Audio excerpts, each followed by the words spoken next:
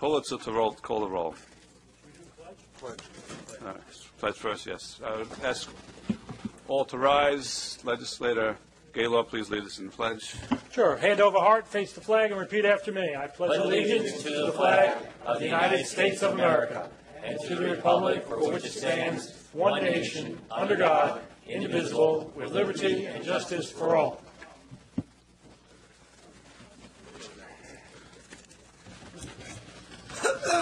Mr. Pulitzer, would you please call the roll? Thank you, Mr. Nicolello. Deputy Presiding Officer Howard Coppell. Alternate Deputy Presiding Officer Denise Ford. Here. Legislator Sela Bino. Here. Thank you. Legislator Carrier Salage. Here. Legislator Deborah Muley. Thank you. Legislator C. William Gaylord III. Present. Legislator Vincent Muscarella. Here. Legislator Ellen Birnbaum. Here. Thank you. Legislator Delia DeRiggi-Whitton. Here. Legislator James Kennedy. Here. Legislator Thomas McKevitt. Here. Legislator Laura Schaefer. Thank you. Legislator John Ferretti Jr. Here. Legislator Arnold Drucker. Thank you. Legislator Rosemarie Walker. Here. Legislator Joshua Lafazan. Legislator Stephen Rhodes. Present. Minority Leader Kavan Abrahams. Here. Presiding Officer Richard Nicolello. Here. We have a quorum, sir. Thank you, Mr. Pulitzer. I'd like to start the meeting by apologizing. We're a little bit late today, but we had been called over to the Coliseum, actually for a very good event, for some good news. The governor was here to announce that the Islanders will be playing parts of the next 3 seasons at Nassau Coliseum, so the Islanders are coming home. It's good news. So we had it was a nice reason to go over there, but it delayed our preparing for the meeting, so I apologize for us being late today. One other item of business before we proceed, I'd like to wish happy birthdays to Legislator Josh Lafazan and Legislator Arnie Drucker. We apparently have the same birthday, a couple of years apart, but Just a few. And so what we do, what we are going to proceed to do is this. We have a recognition of Nassau County's top cops, both from the PBA and the DAI detectives and the police officers. We'll have a point of personal privilege, then we will go into public comment and followed by the official business of the county. So to start things off, at this time I would invite PBA President Jimmy McDermott as well as our Commissioner, Mr. Pat Ryder, to approach the mic, as well as whoever else you want to bring with you, the top cops, etc.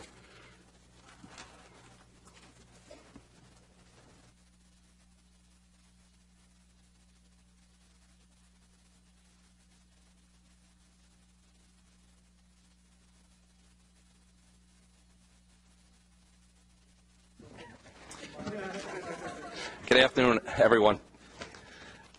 I'm James McDermott. I'm president of Nassau PBA. We have a video to go along with the top cops from last month, December 4th of 2007. We have a video. Can we roll the tape? I want to show the tape first. Here we go. Can everybody see? That's Officer Vergano up there, a PBA delegate from the 3rd Precinct. So we represented the union. This gentleman here is threatening to jump off the side of the building. He's despondent. This happens during the holiday seasons. Officer Vergano is keeping him distracted, while Officer Ligori, who you don't see in the picture, is approaching. The gentleman that is attempting to jump or threatening to jump, he's a 250-plus pound individual. As you can see, Officer Ligori next to me is not. You'll see him, he sneaks up. He's a sneaky little guy. I almost said it.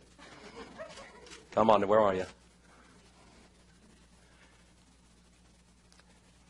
And meanwhile, Officer Hochter and Officer, oh, there we go. They grabbed him and pulled him to safety.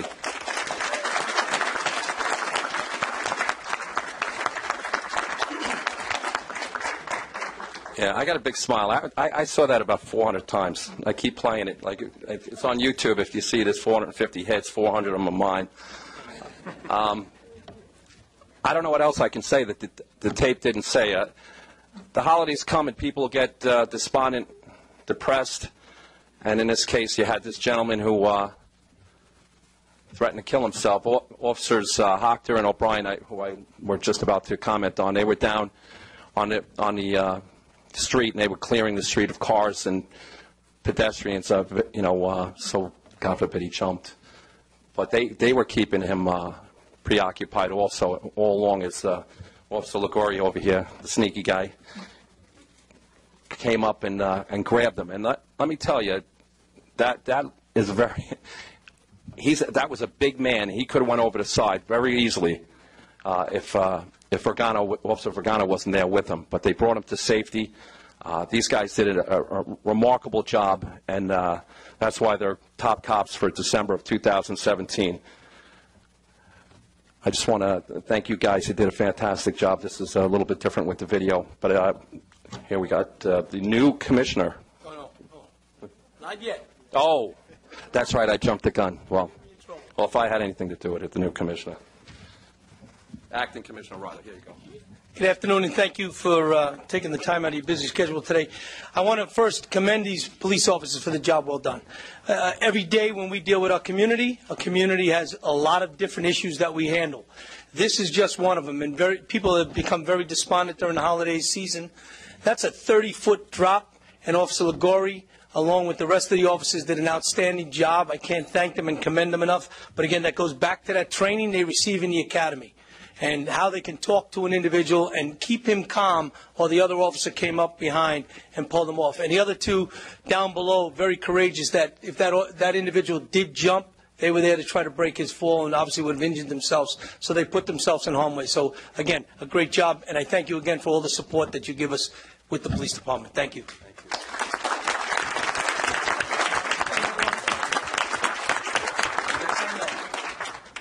Thank you.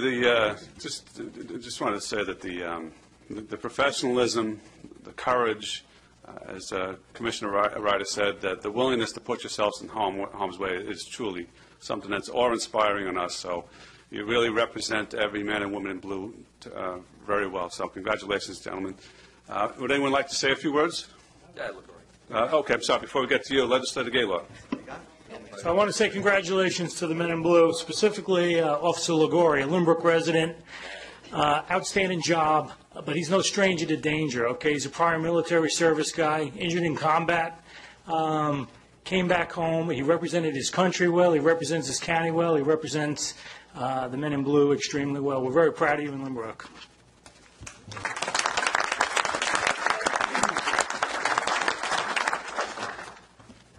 Now, obviously, we get to see the video, and we know that there was a positive outcome for certainly for that gentleman who was ready to jump and for our officers. But that's all I kept thinking is, oh, my God, you're going to try to grab that guy, and he's ready to go, and God forbid you went with him. And I just can't thank you enough for this act of courage and certainly what you do for us day in and day out. So God bless you all, and thank God you're safe.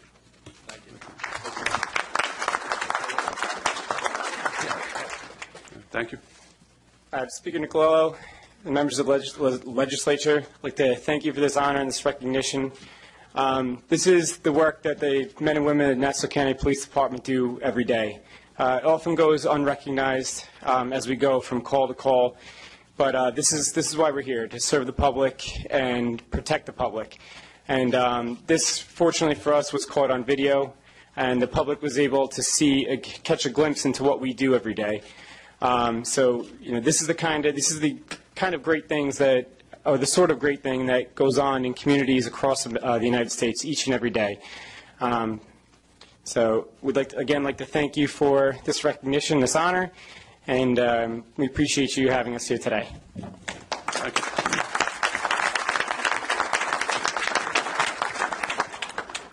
Anyone else, or not? I have something. Okay. Yes, sir. One last thing, because I was remiss. I didn't announce all the officers' names.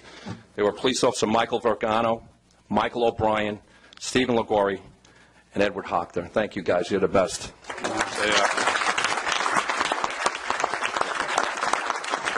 I'd like to invite the officers up for a presentation from the entire legislature.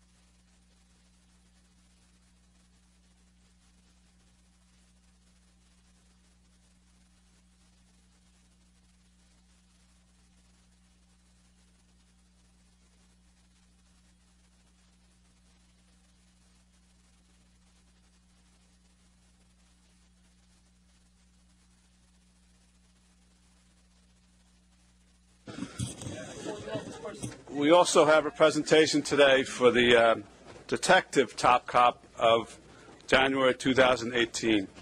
So I'd like to invite up John Wighouse, DAI, and maybe ask Commissioner Ryder to stick around.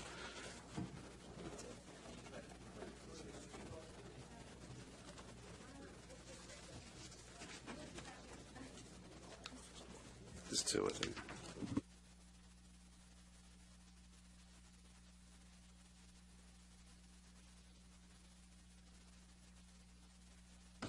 There we go.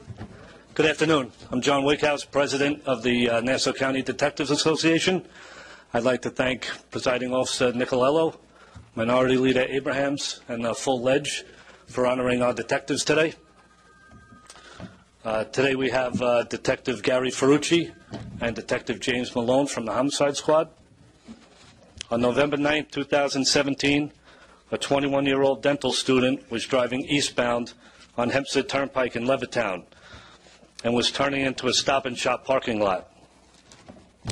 A red truck was exiting the parking lot and a minor collision occurred between the two vehicles.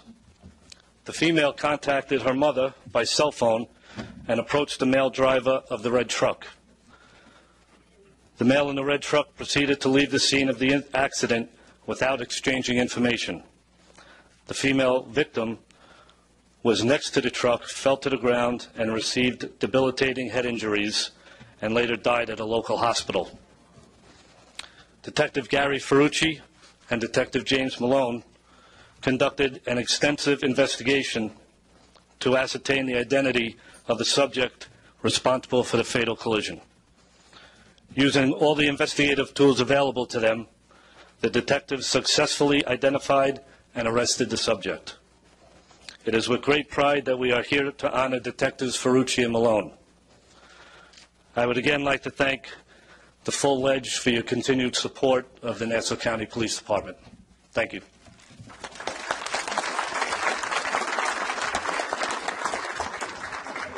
The night of that tragic accident, I happened to be up at the hospital with the father and the family, and he extended his thanks. And again, when we met him a couple weeks later, again, thanks to the police department for the great work that they did.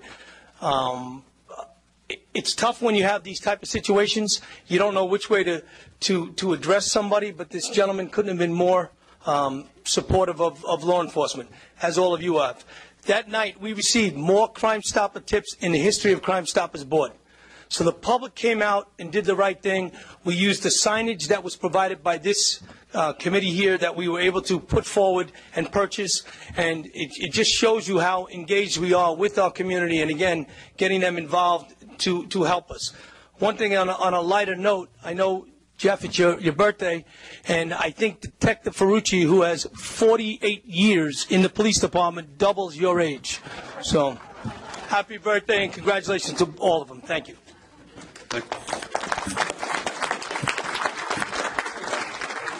Thank you, Commissioner. We are very happy to have extended the top cops to the detectives, and I think doing this every month just shows.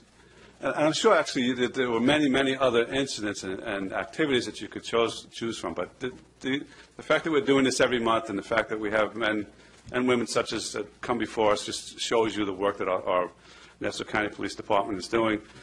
Great work in apprehending the suspect, as well as bringing some closure to the family of the victim. So, gentlemen, do you want to say a few words? Senior man. Thank you, sir. Remember your name. Thank you, sir.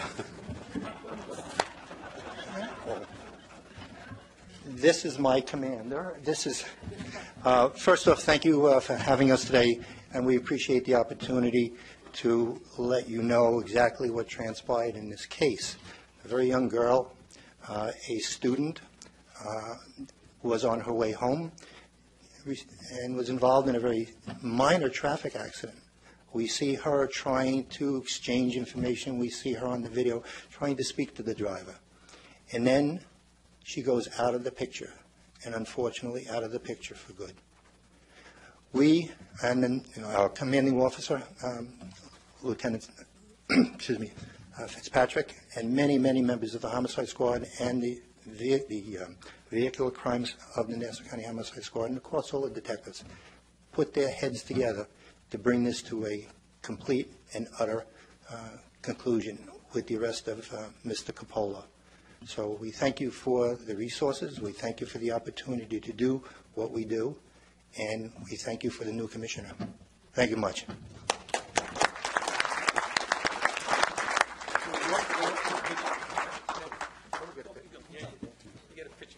Sure. Legislator Ferretti.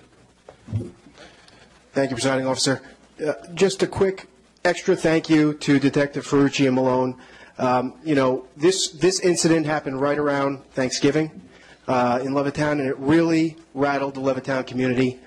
But with the resources at hand, the detectives did a phenomenal job with so little. I mean, I saw on the internet the small amount of video that they were privy to, and to be able to successfully apprehend this person who allegedly committed this heinous crime. I really just want to commend both of these detectives for the great work they've done for the Levittown community. Thank you.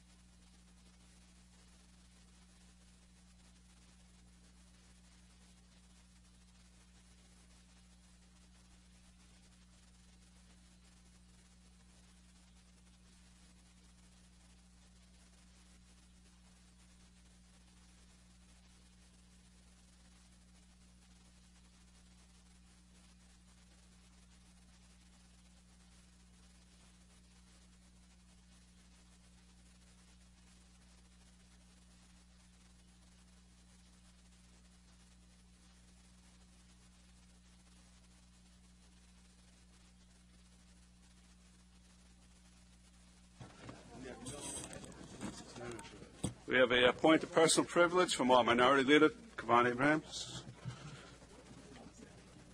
Thank you, Presiding Officer Nicolello. Some of you may have heard me talk about our efforts over the last 7 or 8 years in regards to providing a great holiday season for many residents in Nassau County that are not able to achieve it for financial means. This year we had our biggest and our largest and most successful because of the people that I want to bring up and recognize today. And I'm going to ask them to come up, Alexandra and the group of folks, please come up now to the podium. These group of people, for the last 7 or 8 years, we have always hosted an annual Day of Giving. Many thanks to, I don't know if Jimmy McDermott is still here, but the PBA, the DAI, the SOA have been great partners in getting us thousands and thousands of toys over the years so that we can brighten the holidays for many families. And what these toys have done is generate more events for us. We were able to host a toy parade. Obviously, with the help of the PBA, we were able to do a shopping spree extravaganza. It's been tremendous with their efforts, and I just wanted to recognize them today. And obviously, Alexandra, I think you're going to say some words on behalf of the group. I just want to recognize them today at a day of point of personal privilege so that they can be recognized for their work. They do this, obviously, just by the kindness of their hearts. It's tremendous. It has given so many opportunities for so many families to be able to enjoy the holiday season that wouldn't be able to achieve it already. And literally throughout our office, thanks to my office staff, we've been able to administer hundreds and hundreds of toys just in this holiday season to so many unfortunate families. So thank you again so much from the bottom of our hearts and Nassau County residents' hearts as well. Thank you again.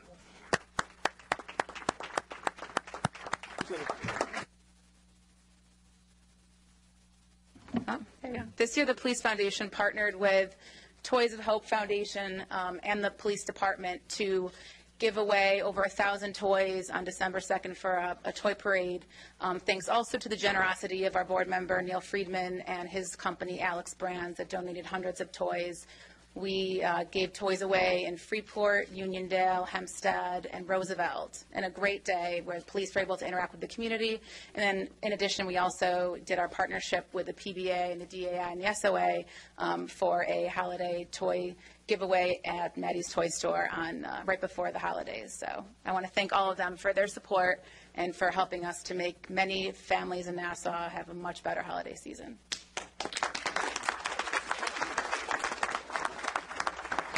I just had, anyone else would like to please? I just want to make a comment because I've been doing toys for about 40-some years. Not quite 48, but close. And one thing we always do as an industry is we always give back to the communities because where we make our money is obviously selling toys, but giving back to the community and putting smiles on the faces of those that are underprivileged are way too important. And so we really thank you for recognizing us, but it's really the right thing for us to do, and that's why we do it. Thank you.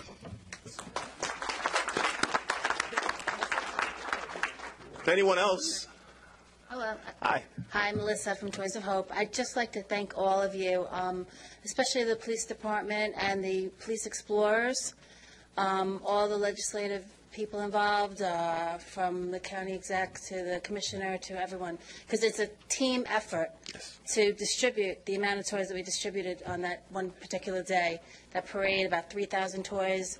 Again, I saw Legislative Abrams at Turtle Hook another time where we gave another, 1,000 toys there. It's a community that just really cares, and it's great when we all come together like this. We did it together, and we'll just keep doing it. And again, the police department, police foundation, all of you have been absolutely fantastic. All the participating sponsors, Tele and Pacific Link, and all of them. Just it's a collaborative effort. So we all need to be applauded for doing this. Absolutely. Thanks so much for this opportunity. Thank you so much, Melissa. I just want to summarize by saying, just so you have an idea of the massive amount of toys that we had. We had 8 pallets and weighed over 3,000 pounds. That's from Alex Brands. That's from Alex Brands. So I just want to continue to thank them. I have some tokens of our appreciation on behalf of Nassau County, some citations that we'll present in the back so we do not belabor the meeting anymore. But thank you, Presiding Officer Nicolello, and thank you to the entire legislature and the public for indulging us. Thank you again.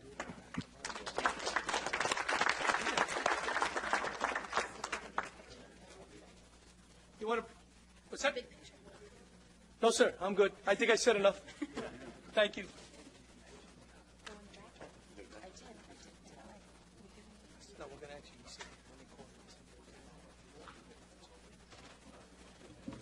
Alrighty, we do have a number of appointments, which I will be calling right after public comment, except for one I'm going to be calling now, because she is the supervisor of the town of Hempstead. She needs to go back to the town to continue in her duties. But I'd like to call item number 9, which is a resolution to confirm the county executive's appointment of Laura Gillen to the Long Island Regional Planning Council.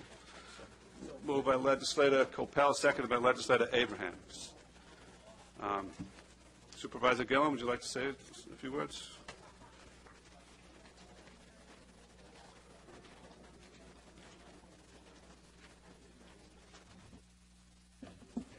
Good afternoon.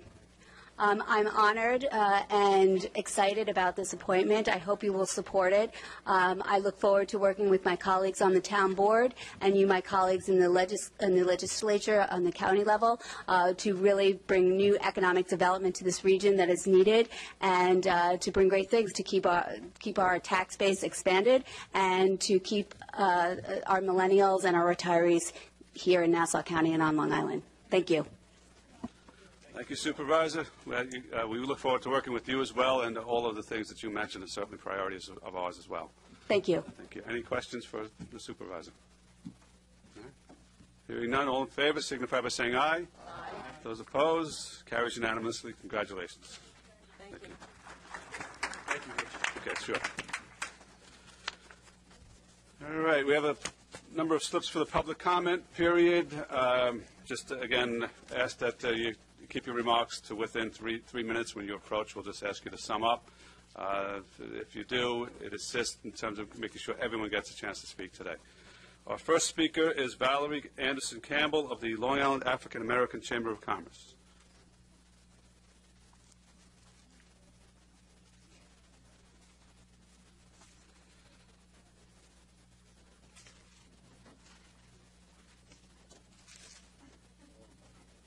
Good afternoon. I'm Valerie Anderson Campbell, the Nassau County Director for the Long Island African American Chamber of Commerce. To my right is our... That's it? Oh, I'm sorry. To my right is our Deputy Director, Elizabeth Wellington, and to my left is our Nassau County Training Coordinator for Nassau County. Long Island oh, it's going in and out? Am I okay? Oh, okay. Okay. I'm sorry. We have, our chamber's been together for 7 years.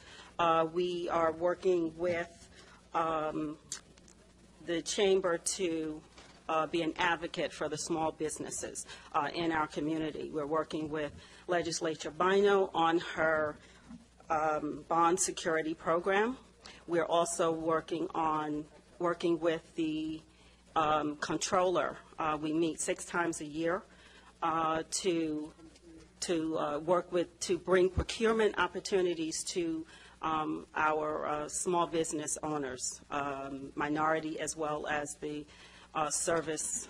minority service veterans. And so we'd like to extend a working relationship with the legislature to do the same, to work on these programs and bring opportunities, procurement opportunities to our communities. That's it.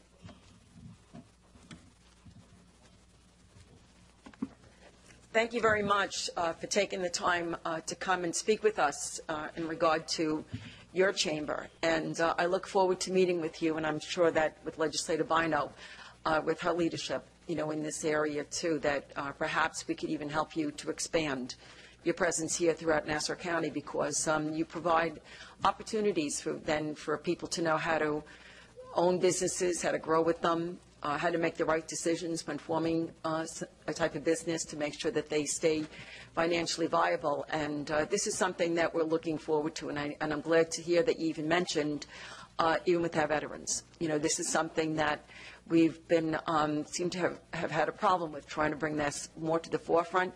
So I'm hoping that we can truly establish a great working partnership with all of you so that we can move this forward and have great success. Thank you.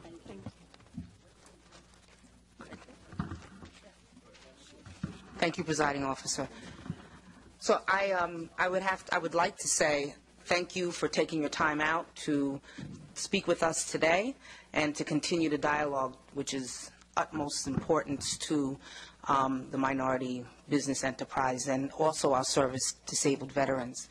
I would like to implore my colleagues that the Office of Minority Affairs needs to be properly resourced in order to do the work. So as we make appointments and deal with the budget and things of that nature, we have to make sure that we are resourcing for the future and for success. Thank you. Thank you. Thank you.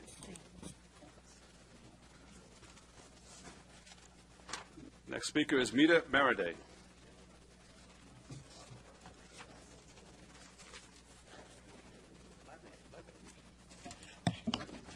Mita J. Meriday, Baldwin resident and advocate for service-disabled, veteran-owned, and veteran-owned businesses. I am very intrigued and quite familiar with the Chamber, and I look forward to working with them as well, because we still have a number of challenges that have yet to be addressed, but I'm trying to be, as I said before, optimistic in 2018.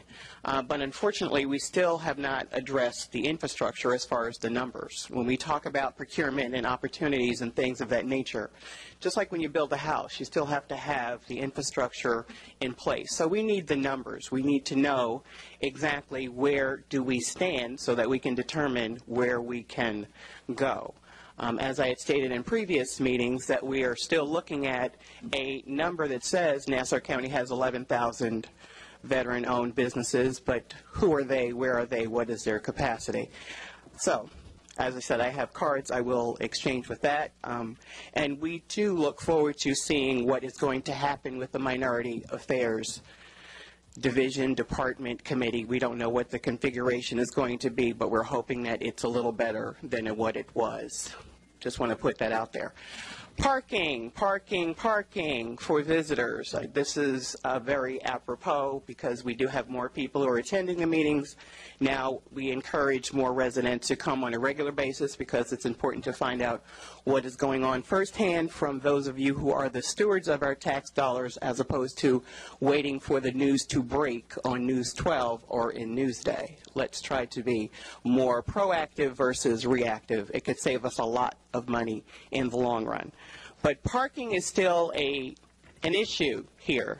Public safety is doing the best that they can, but many residents like myself who have health challenges and who have to chase all around the neighborhood to make sure that we're not parking in restricted or county designated areas, when you see all of the nicely colored stickers in the visitors parking that belong to county employees who have other places that they can park. I have put this request out there, and once again, I am putting it out there for notation. Lastly, I would like to, I would hope that you all are looking at this whole situation with regard to the borrowing practices of the county, and you look at that a little bit more creatively, because we unfortunately have a number of settlements that are coming up during the course of this year. So I am hoping that you will again be the proper stewards of our funds and that we can look at other ways to generate revenue as opposed to continuing to be spenders. Thank you. Just one response. The public safety has actually come to me and mentioned the issue with employees parking in the visitors' parking lot. They are going to be taking enforcement steps in the near future, but with the new administration coming in, people just trying to figure out where they're supposed to be, et cetera, it's more or less just a grace period. But public safety is going to be taking more enforcement.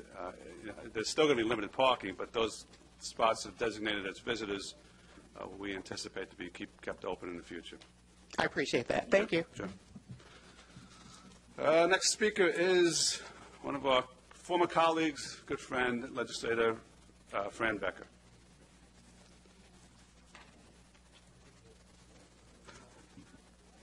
Good afternoon, Mr. Chairman, Minority Leader, and legislators. Back on October 19th, there was an article in Newsday entitled Unequal Justice.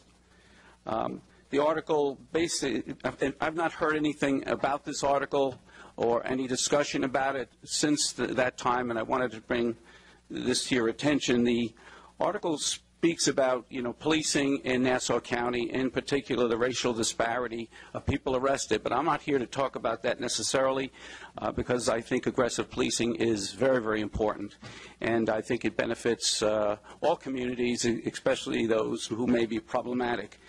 But one particular paragraph in the article was concerning to me, and it reads, a racial disparity on who goes to jail. Despite guidelines for sentencing consistency, non-whites on Long Island wound up behind bars far more than whites. In Nassau, for example, 70% of felony stop and frisk convictions involving non-whites receive jail time, compared with 42% of whites. Critics say white drug offenders, especially those with private attorneys, benefit from certain courts and sentencing methods that favor rehabilitation instead of incarceration. And this struck me as wrong, and I feel that this body would, has the ability and the authority and perhaps even the moral obligation to look more deeply into this particular issue, perhaps team up with the district attorney's office, because obviously if somebody goes to jail and they don't have to and it's for a felony conviction, they will, that could destroy their careers and obviously lost job opportunities, their family being destroyed because of it. I think this body should investigate that and look into it further. And thank you so much for your time, and have a great day. Legislator Bino. Thank you, Presiding Officer. Good afternoon, former legislator, Honorable Fran Becker. Your comments are timely in so much that I have been working on that issue. I've actually reached out to the district attorney's office, and we have conferred on some dates to meet to discuss this further. Not only for the reasons, and my heart is in it for the reasons that you have so eloquently spoken to at the microphone, but I think that there's a benefit to the county at large if we were to look at how these issues are dealt with. There's financial implications for people going to jail for situations that really could be dealt with alternatively. So I'm definitely on this issue. We've done a considerable amount of research, and we're partnering with Madeline Singer's office to move it forward. So thank you for bringing that up. Any other legislators? Okay. Linda Leonard, Youth Service Funding. Oh, she's okay.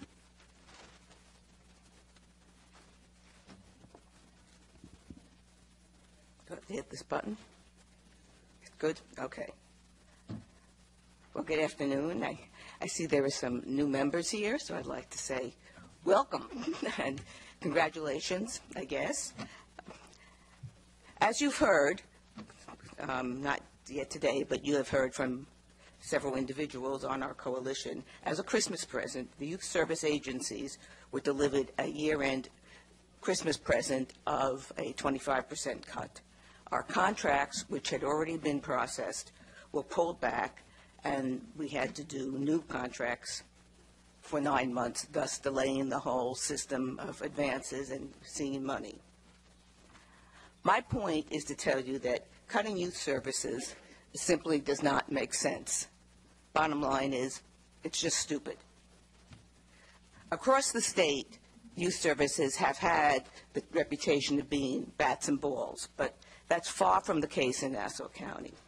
In Nassau County, the youth services really live up to the funding stream that it's funded under, which is Youth Development and Delinquency Prevention, YDDP.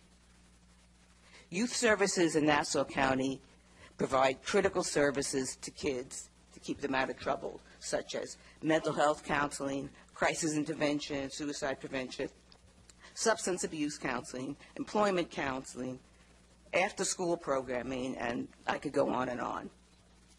The cost of incarcerating a young person is well over $200,000 compared to the cost of youth services, which is a pittance in Nassau County. My agency, Long Island Crisis Center, provides Nassau County residents with the critical service of 24/7 free, anonymous, confidential crisis intervention and suicide prevention. Any problem, anytime, anyone. In addition, we answer Nassau County's substance abuse hotline. We provide intake for the county's mobile crisis unit, and we are the entry level for Nassau County's runaway homeless system, among other services. The counseling is provided by highly trained volunteers who go through 9 months of training. That service alone saves the county $500,000. So that's half the cut right there, has $500,000. Long Island Crisis Center also saves millions of dollars each year in preventing unnecessary trips to the ER and to 911. The afternoon started off with a clip of a man that was valiantly rescued by the police. It's not unlikely that Long Island Crisis Center might have been the person, the agency that first got that call and notified the police to do the intervention. Quite simply, it comes down to it's pay now or pay later. The old adage is right. In many ways, no matter how you look at it, an ounce of prevention is worth a pound of cure. Cutting youth services, last sentence, cutting youth services does not make any sense. Sense or C-E-N-T-S, sense. Okay, thank you. Thank you, Linda. Presiding officer? Yes, let's Joe. Thank you very much for that, by the way. I had the pleasure this morning of meeting with Tom Bruno, the executive director. Are you here, Tom? He's up next, yeah. Yeah. Oh, he's up next. Yeah. Okay. Well, maybe I'll let him speak first. Okay, that's fair enough. Okay. Tom Bruno, Hicksville Boys Girls Club, Coalition of Youth Services.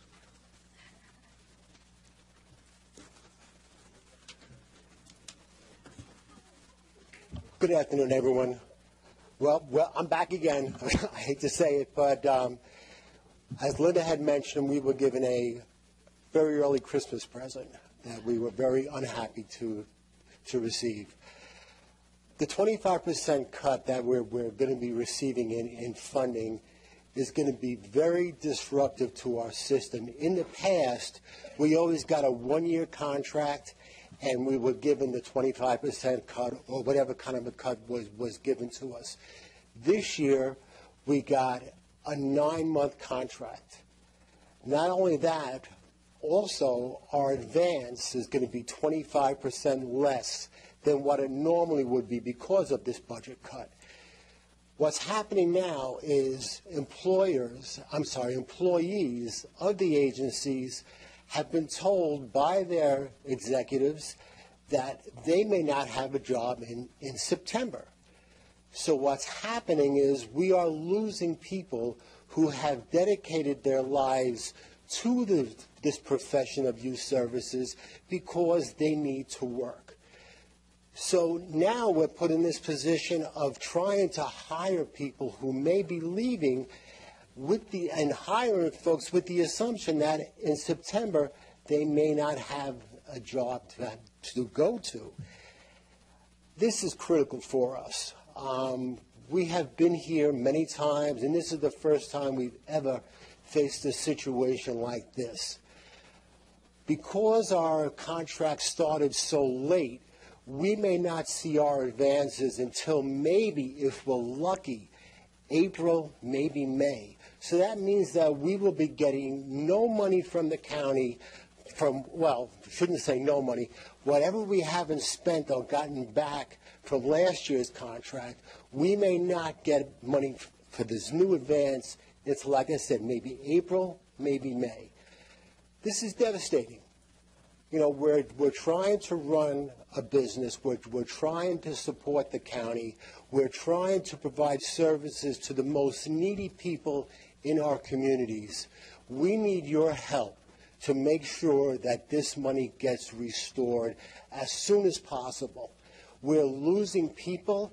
My agency runs an after-school program that services anywhere from 40 to 70 kids every afternoon. During the summer, we probably have 50 to 80 kids coming in every day from 12 o'clock until 8 o'clock every evening. Now in September, when school starts up again and parents are going to be looking for the after-school programs because they're working, we're going to have to tell them that there may not be an after-school program this year because we only have a 9-month contract. So what happens to these kids? Where do they go? Do they go to the streets? So we really need your help more than ever before to restore this much-needed funding to us. Thank you for listening. Thank you, Tom. Legislator Drucker. Thank you, Presiding Officer. And Tom, it was great meeting with you this morning. And by the way, I was also meeting with you on behalf of Legislators Schaefer and Legislator Walker, who couldn't be there, who also share in my district in Hicksville. And you do tremendous things. I have a secretary who, thank God for your programs, has been able to work for me for full-time for 18 years because she sends her boys, 3 boys, to your programs over the years. And thank you. They've been fantastic. No, it's true. And you know, as your colleague has outlined, your programs actually have a measurable preventative effect, not only in society but also economically for this county, and we need to recognize that going forward. And as I told you, we will do our best to see what we could do. We have challenging times, but you know, your programs and what you provide for the community and for Nassau County overall is something that needs to be protected and secured. And I know I'm shared on both sides of the aisle by this, so we're going to do what we can for you. Thank you. Legislator Rhodes. Thank you, Mr. Presiding Officer. Tom, I just wanted to say again, I know we had the opportunity over here. Yeah. I know we had the opportunity to speak, I believe, last week. Yes. I want you to understand that in last year's budget, the county legislature fully funded youth services, and unfortunately, as a result of NYFA's mandatory imposed cuts, it created an issue for youth services across the board as well as many other agencies. You know, it's unfortunate. I think the very first thing we can do to protect youth services is to make sure that we can get out from under NYFA's control. I think that would be the first thing. I want you to know that when the Majority Caucus had the opportunity to meet with County Executive Curran 2 weeks ago, I believe the discussion about restoring the cuts to youth services was the second item on the agenda.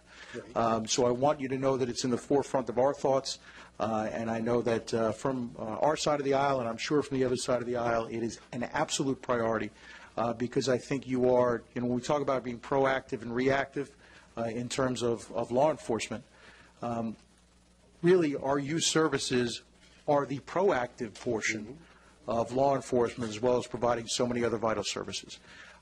So I want you to understand that, you know, that we are very concerned about what is happening to youth services, not only about the length of your contract, but also about fully funding to make sure that you can fulfill your important mission. So I want to thank you for being here. I want to thank you and Linda Leonard for coming and speaking and making sure that this issue remains in the forefront. And I think we'll be working diligently to make sure that we have a solution that's palatable to all sides. So thank you very much. Thank you. And, Tom, before you go away, I just want to thank you for certainly for meeting with Legislator Drucker and for understanding why we weren't there this morning. And we definitely will set up another meeting, even if it's right in the Boys and Girls Club. I have the privilege of living not so far from the Boys and Girls Club and working with Tom for many, many, many years. Before I was ever an elected official, I was always involved in our youth activities in the community, which I still am very, very involved in. And one thing Tom didn't mention was that I know that Tom has people on his staff that were once our kids in the Hicksville Boys and Girls Club. So they made sure that they came and gave back to our communities. And I know it's just not the Hicksville Boys and Girls Club. It's in all our youth centers and all our youth groups that the kids do the same thing. So I just want to thank you for being here. And I know it's been said over and over, but I truly believe we're certainly all on the same page, and we just have to make it happen. So thank you, thanks, Tom. Legislator Bino, that'll be it. Thank you. So I see that George Ciberone is here, and amongst the other youth organizations that are present as well. And I would just say that having sat in on a briefing with the state for the Raise the Age, the single most important component of that whole legislative endeavor is to make sure that the young people have a chance, that they get that second chance. And so the community service, the community organizations that provide those services for funding is essential. And it's my understanding that the state is going to be putting in some of that funding. So I'm hoping that we don't just restore the cuts, that over time we're actually able to elevate the funding that comes to you so you can continue your important work. Thank you. Thank you. Pete Gaffney.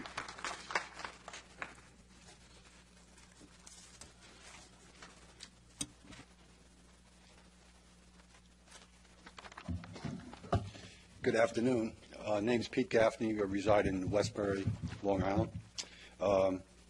First, I'd just like to say to the legislative body here, just good luck in all your undertakings, and hopefully one of the primary goals is to get rid of NIFA. The other thing I'd like to say is kudos to the police commissioner for his idea of developing the community council, which is going to be designed to develop and reinforce trust between the police and the community. I just hope that that doesn't turn into another political group. And what I would like to see is more community policing. And just one other thing, just back to NIFA now, is one way that, we already have laws on the books where we could actually generate revenues that would help Nassau County get out of financial distress. I mean, drivers today, they're ignoring all the rules of the road. Excessive speeding, 10, 20 miles an hour. I'm sure everybody in this room, this chamber, they've all seen it. They're not stopping at stop signs. They're making illegal U-turns on roadways. They cut through corner stores to beat red lights ahead, not to mention the talking and texting on all the cell phones and driving while, etc.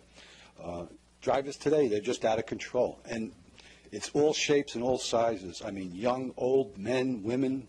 It just seems, that they've got this speed racer, me first mentality. We need to, stop that. The other issue is all of a sudden it just seems to me that there seems to be an inordinate amount of out-of-state plates that are here in the county. It's creating lost revenue for not only the county but the state as well. And I think it would be very easy to turn around and check these people that are actually not paying taxes, not having proper insurance. And I mean, for example, right now there's only 17 states in the entire country that have no-fault insurance. Matter of fact, in New Hampshire, they don't even have to have insurance to register a car.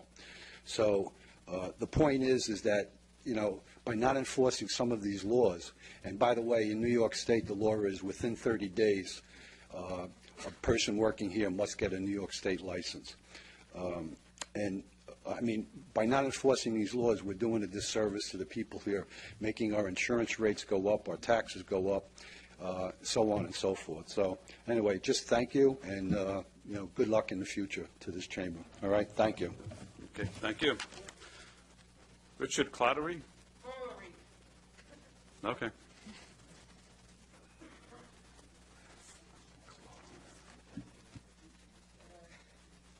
Could someone give me a little hand here?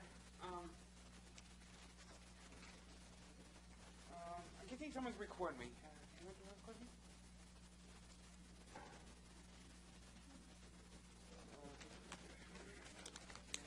Here. Yeah, it's good.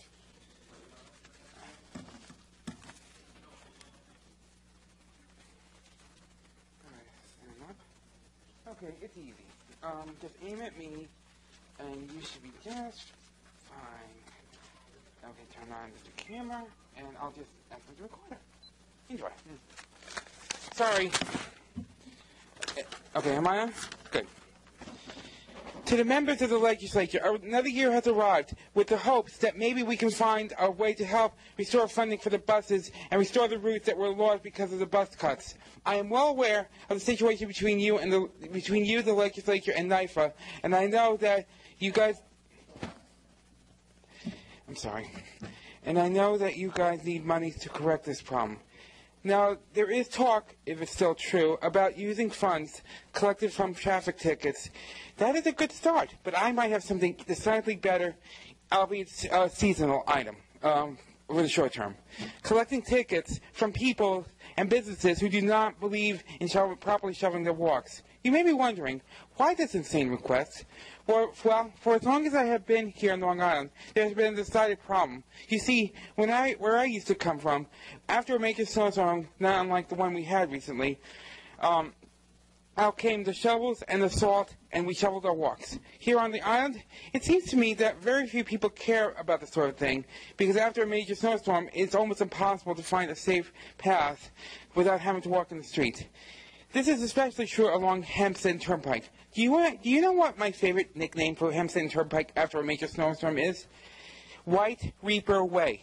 Do you know why that is? Because hardly anyone believes in shoveling the sidewalks on Hempstead. Do you know what happens when this occurs? That's right. People will have to walk in the streets in those sections of Hempstead Turnpike where sidewalks have not been properly shoveled, especially in areas where there seems to be no ownership.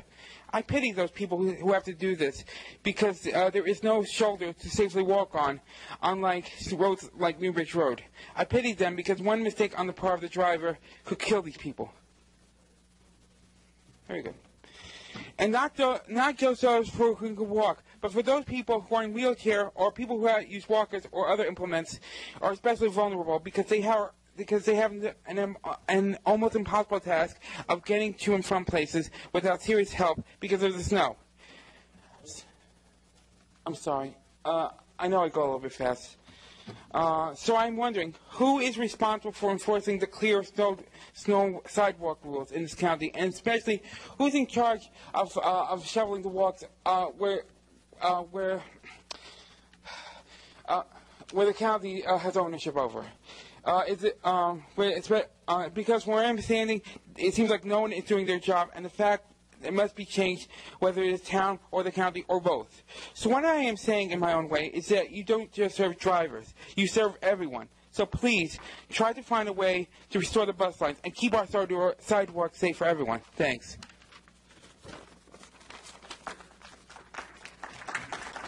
Thank you, everyone.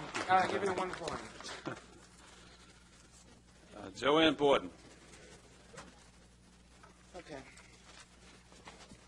Okay. Anybody have any comments for me? No? Maybe? Yes, ma'am. Yes, it is. Yes.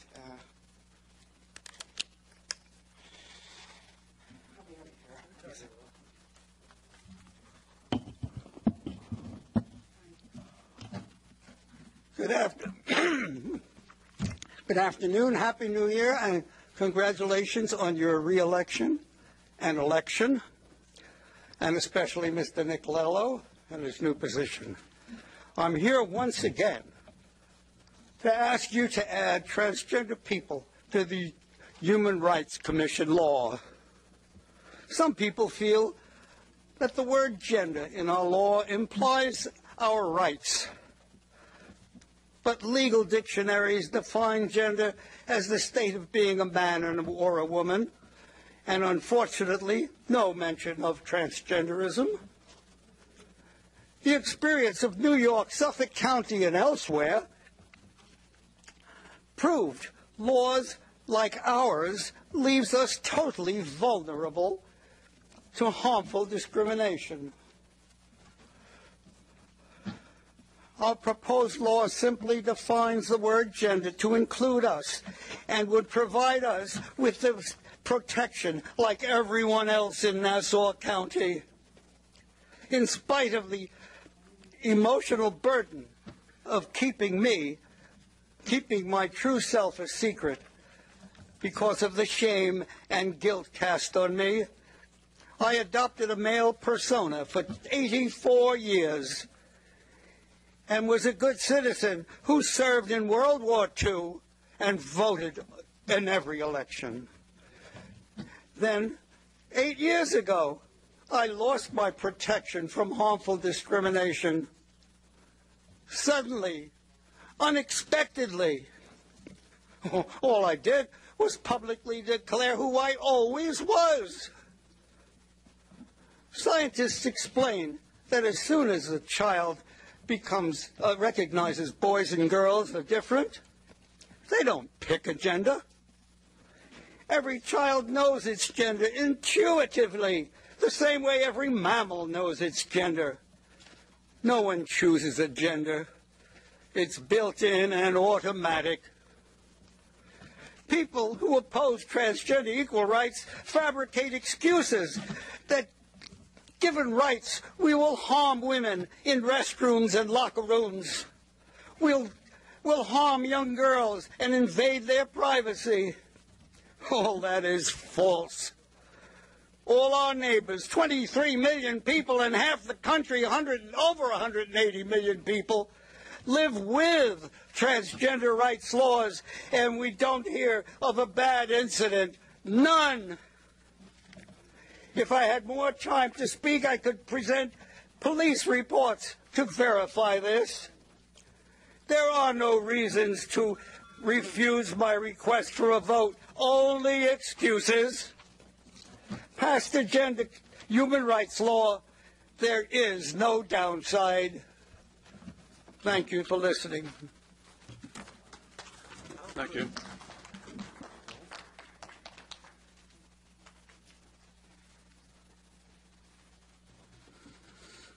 Corrine Richardson.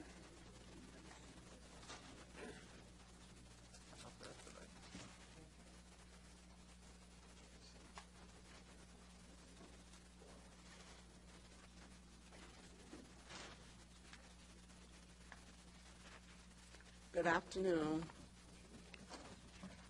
I'm Corrine Richardson from Uniondale. I am here to speak about the buses that serve us. They don't run on time. Last Thursday, I was on my way going to take care of my sister who is sick in Brooklyn. I leave my house at 12 o'clock. I stood outside until 20 minutes to 2. And I am a tax-paying person. And I feel like we should be served better than what we are getting now.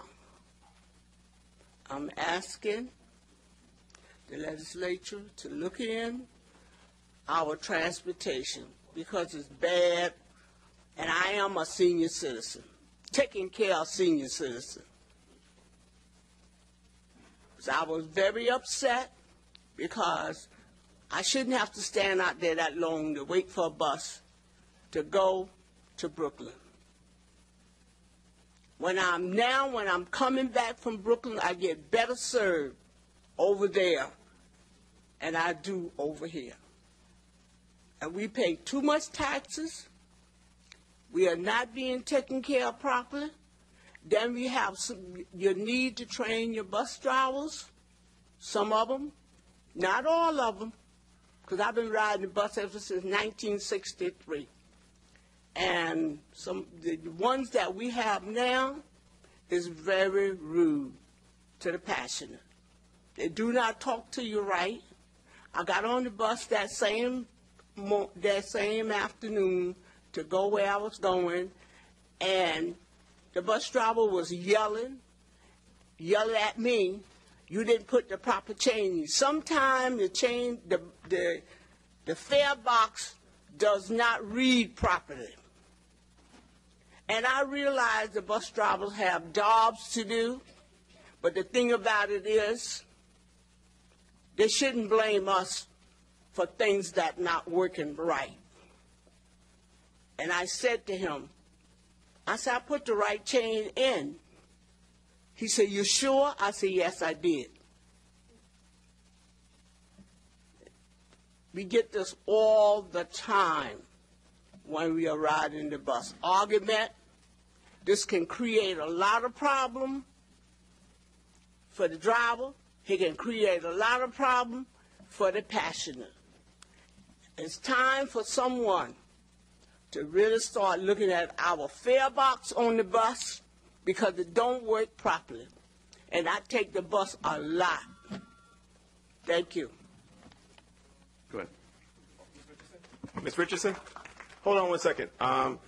If you could come back real quick. I just had some quick questions. One, first and foremost, we will look into the matter in regards to the fare box, and we'll contact the appropriate officials over at Nice Bus. But I did want to ask you, too, because I just wanted to make sure I wasn't assuming.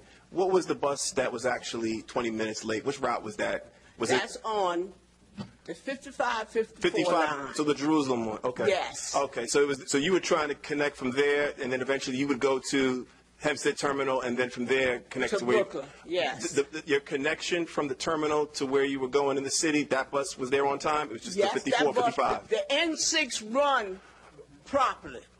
But we having a lot of problems with that 55 and 54. 55, 54. I just wanted to make sure. I had a feeling it was the 55, 54, but I didn't want to assume that it was your connection one. You know I always complain about 55, those buses 54 all has been the around time. for a long time. Yes, I've been there. I live on that line for the last 43 years. Yep. Well, and we get less and less service, and I think it's wrong. I can tell you that you can say I'm 43 now, and I can tell you that service I've used as a kid getting to and from jobs when I was a teenager, and used it in college throughout then as well. So I can tell you it's been around for a long, long time. My grandson lost his job because he was trying to get to work. And what he did, he said, Grandma, I'm tired of Nassau County. Now he moved to New York City. He's working there. He said it costs me too much money. Then we don't have the transportation to get where we go. And a lot of people are taking cabs now in order to get to work on time. Mm-hmm. Well, that's unfortunate. So what I'll do is, if you, Presiding Officer, you have her, we'll reach out to Nice Bus. And then I have all your information. I have all your information on and we need brand new buses also while we're at it. Thank you very much. You're welcome, Ms. Richards. You're welcome. Joan Franklin.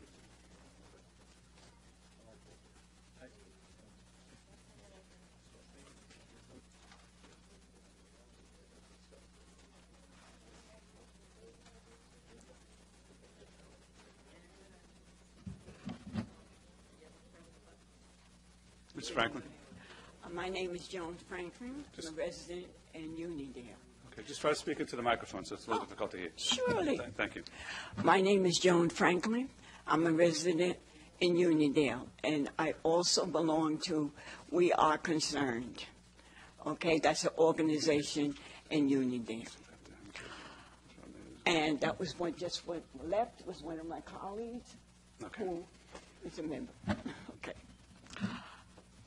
I'm very concerned about the senior citizens. I'm a senior citizen. Okay? We're trying to help the senior citizens in our district. Why should the senior citizens have to pay another senior citizen to get transportation? Okay? They call me up all the time and tell me their problems.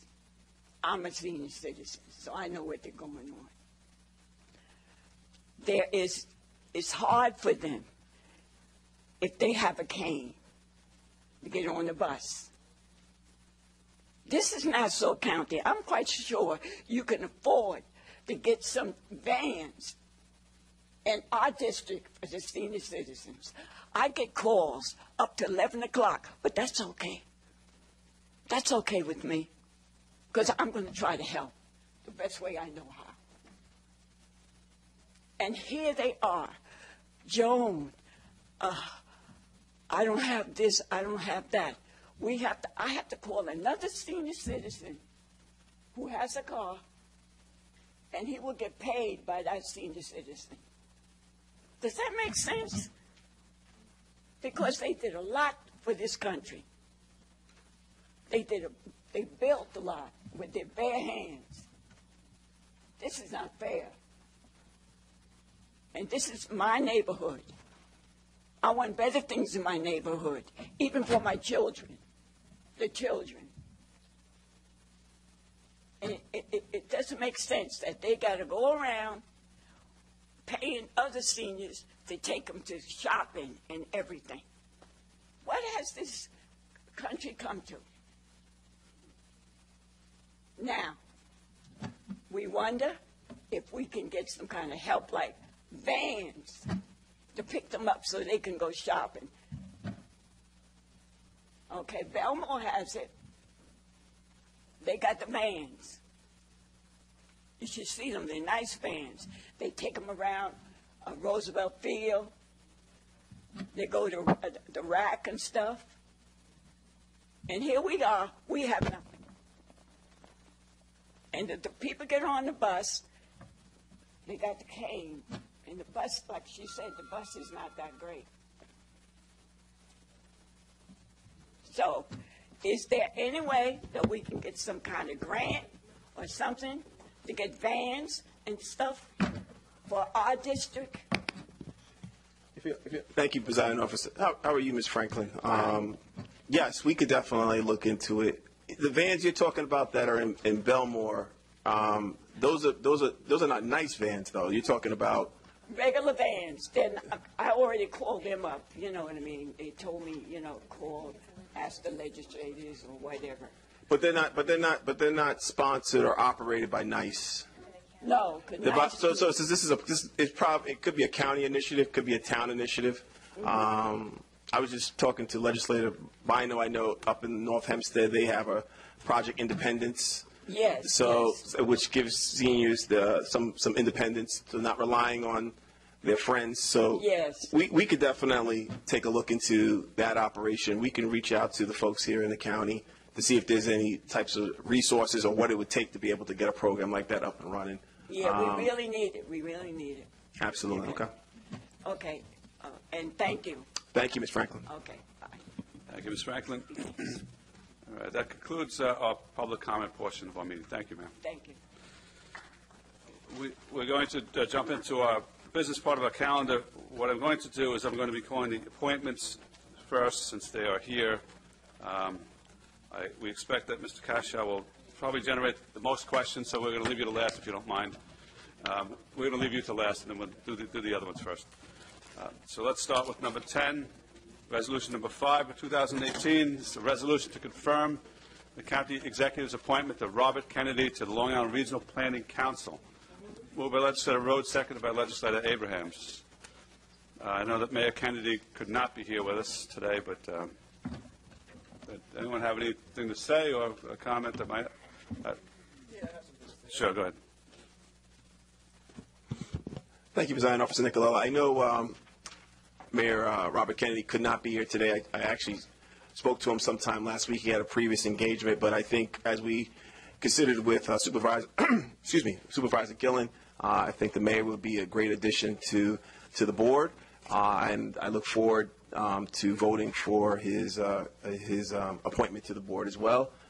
He provides a wealth of experience, being also a resident of Freeport as well as legislator for part of Freeport, which I share with Legislator Rhodes and Legislator Muley. I can tell you that the mayor has a broad vision for economic development.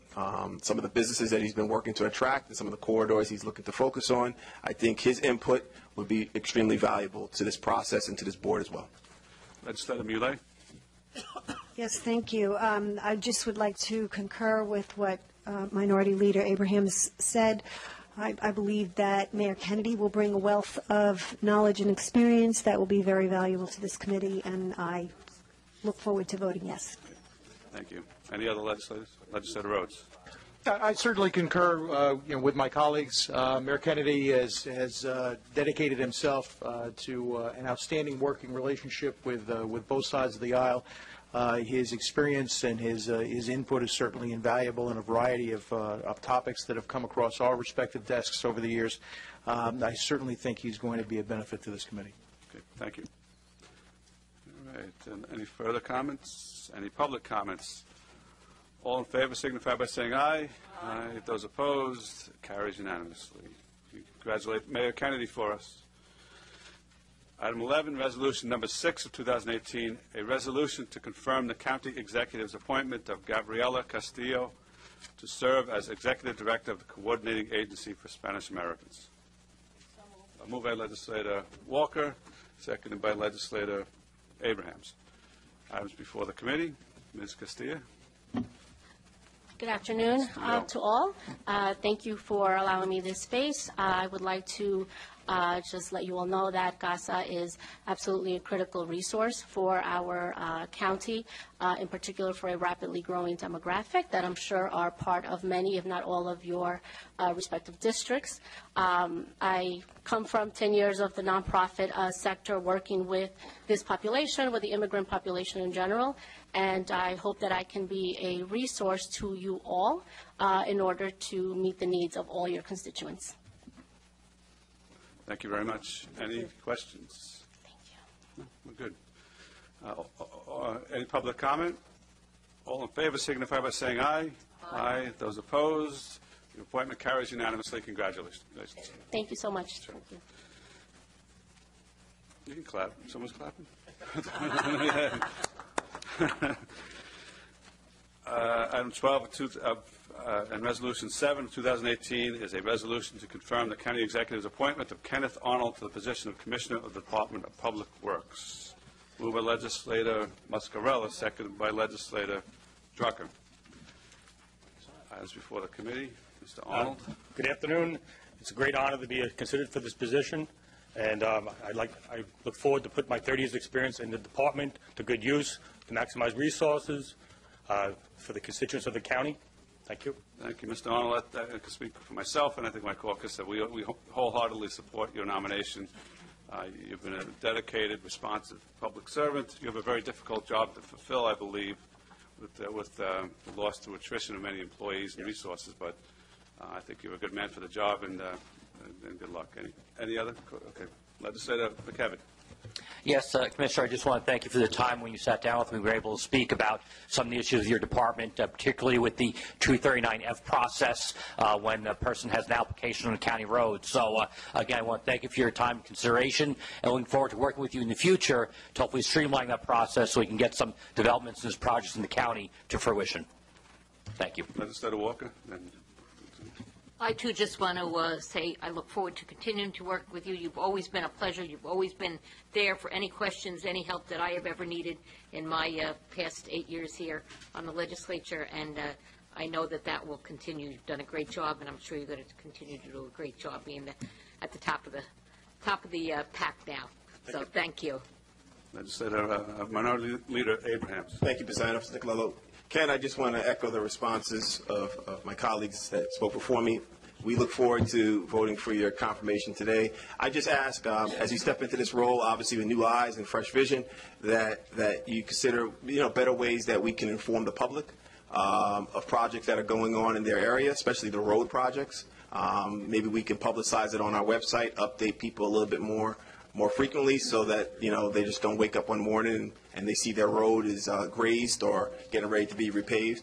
Obviously, also, I would love to be able to open up a mechanism where residents, in addition to the legislators, have an opportunity to share their concerns, and maybe even have a way where if a pothole or a road repair, something that was minor, was addressed, some way where they can get the feedback. If they report it and they give their number and their email, maybe this way they can get the information in a more responsive way so they can see that the work has gotten done. Just different ways so that we can show that we're a little bit more forward-thinking, and I think you're up for the task. I've known you now for quite some time, and as I said before, we look forward to your confirmation, and we look forward to a breath of fresh air in the department as well. Legislator Drucker, then Legislator DeRiggi-Whitton. Thank you, Presiding Officer. Ken, yes, so I echo everyone else's sentiments as well. Do you anticipate implementing any changes, though, as we go forward? I mean, obviously, from our side of the aisle and our caucus, there seems to be always something that we need to get involved with your office about. So obviously, communication is paramount, and getting the word to us via constant communication stream of emails and et cetera, and what we can then relay to our constituents is so helpful. So I'm just curious, are you planning on implementing any changes in your office? What are your biggest challenges going forward? Well, one change we've already talked about it on my staff is I've assigned my secretary to focus on legislative give and take and keeping track of what your needs are. That was one thing. I like to be proactive, not reactive. So in that case, we're looking to catalog all your concerns and complaints and needs and try to stay on top of them with the resources that I have, understanding that resources is an issue on occasion. In addition, I'm looking, and I've talked to Sean Sally, who will be my new deputy for planning, how we could look at roadways and plan the big picture and not just react to each individual problem the roadway has. So when we go into a roadway, we look at all the needs of the roadway, whether it's traffic, pedestrians, the roadway, do a complete look at the roadway and not keep going back to the same project. Well, we look forward to that type of improvement, certainly. Legislator DeRiggi-Whitton. Thank you. It's quite obvious that everyone loves Ken Arnold, and congratulations. And I have to say, if we look back at the last few years, the majority of problems that the county has had, that ended up making us all look terrible, really did come, through DPW sometimes with different contracts and things like that. But I have faith in you, Ken. I think I just need you, as you know, just to look at everything, and hopefully with the procurement process being changed and everything else, just to really make sure that these contracts are truly vetted. And if you ever have any questions or if we can help you on this end, we're there 100%. But we're looking forward to feeling proud of everything, and I hope you're a big part of that. So thank you. Thank you. Legislator Walker. Quick question. Do we still, I don't even remember what exactly it was called, but we had some kind of program regarding the potholes when we had that horrible winter, and that anybody could, put in information about a pothole, and it was kind of joint with the other municipalities too, that it might not have been a county road, but if it came somehow, like the county would know, or the town or the state. Yeah, there was an application for that, for people to enter their issues. I'll have to find out the current status of that application.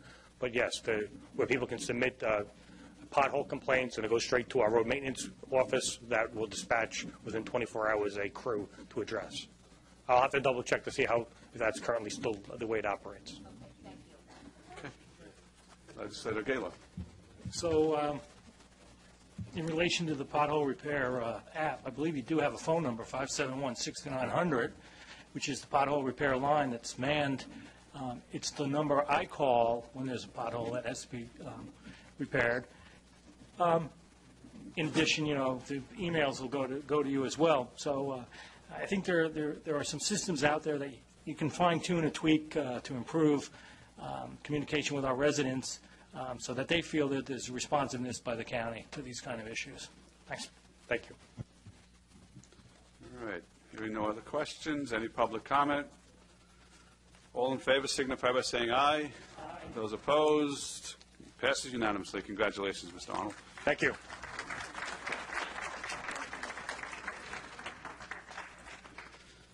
Item 13, resolution number 8 of 2018, is a resolution to confirm the county executive's appointment of Eileen Krieb to the position of County Parks, Recreation, and Museums Commissioner.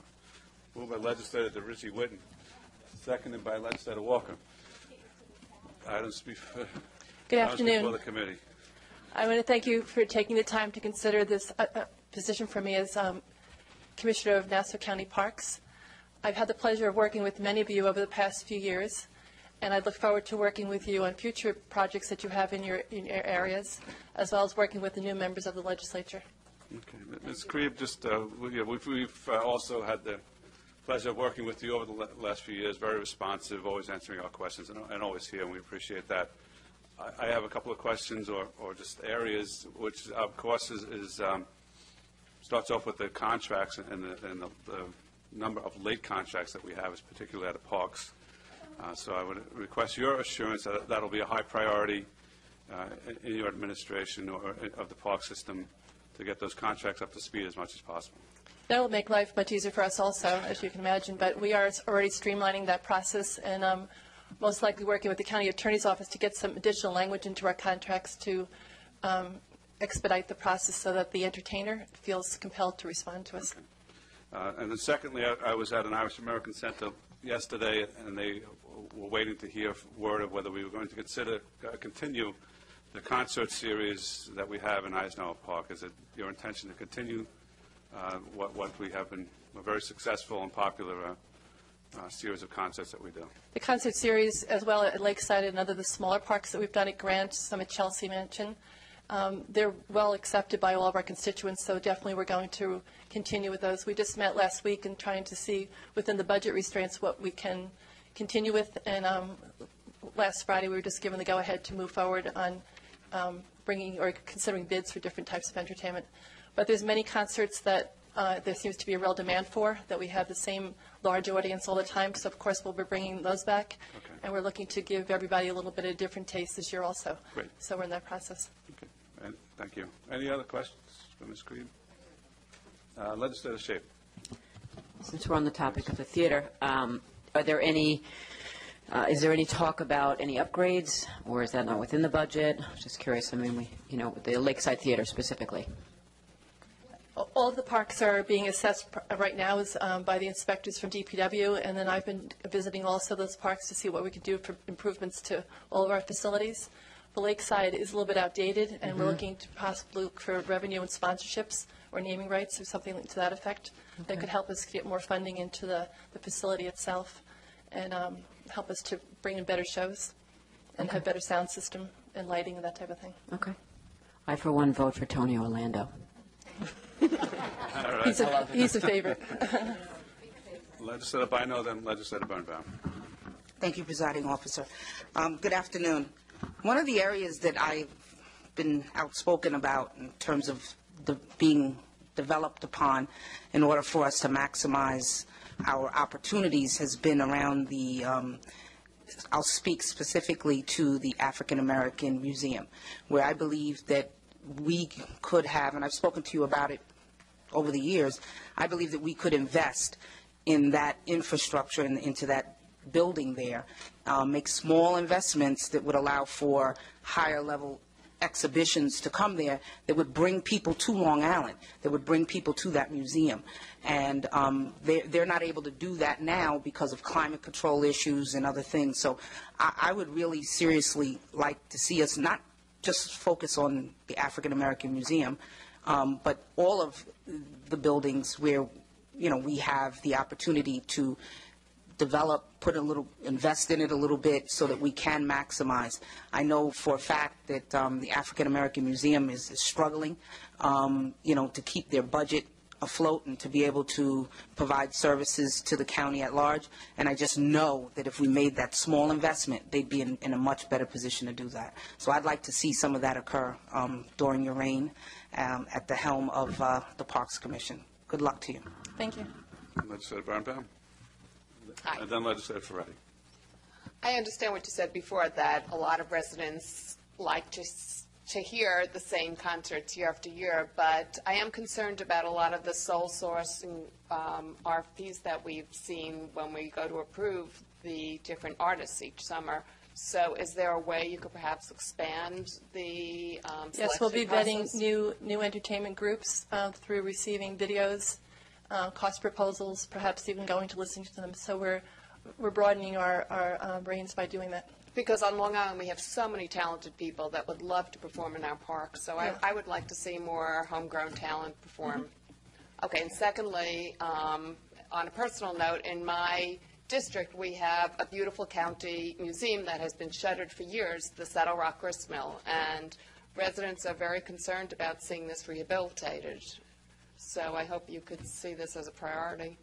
Yes, I believe it will be. As we develop the capital plan going forward, I'll be a real advocate in trying to get in line for historic preservation of our properties. This is not just for the historic houses and the mills that we have, but also our museum programs. There's been very little funding available for us to put into those buildings. So a lot of things like the African American or Bethpage Village, I can name, the list is ending, where we haven't been given enough funding to to get the infrastructure stabilized so that we could bring the programming in. Thank you. I think we would all appreciate that. We have gems in our midst that people can take advantage And of. they're very important to preserve as stewards. Thank you. Legislator Ferretti. Thank you, Presiding Officer. Ms. Krieve, I just wanted to take the time to thank you. I know we've, in my short time as a legislator and your short time as the acting commissioner, we've already had the opportunity to work together on alleviating some constituents' concerns at the Eisenhower Park dog park. So I wanted to thank you, and I'm going to ask that you just continue to keep the lines of communication open. I appreciate you. You were emailing me over the weekend with some information, so thank you for that, and I look very much forward to working together. Thank you. Thank you. Just Legislator DeRiggi-Whitton. Thank you, and congratulations, Eileen. I had a question. What role do you play as far as distributing the hotel-motel funds? To date, previous to me becoming commissioner today, the role has always been that the letters of requests went to the county executive's office, and they were approved, and then the commissioner implemented the grant.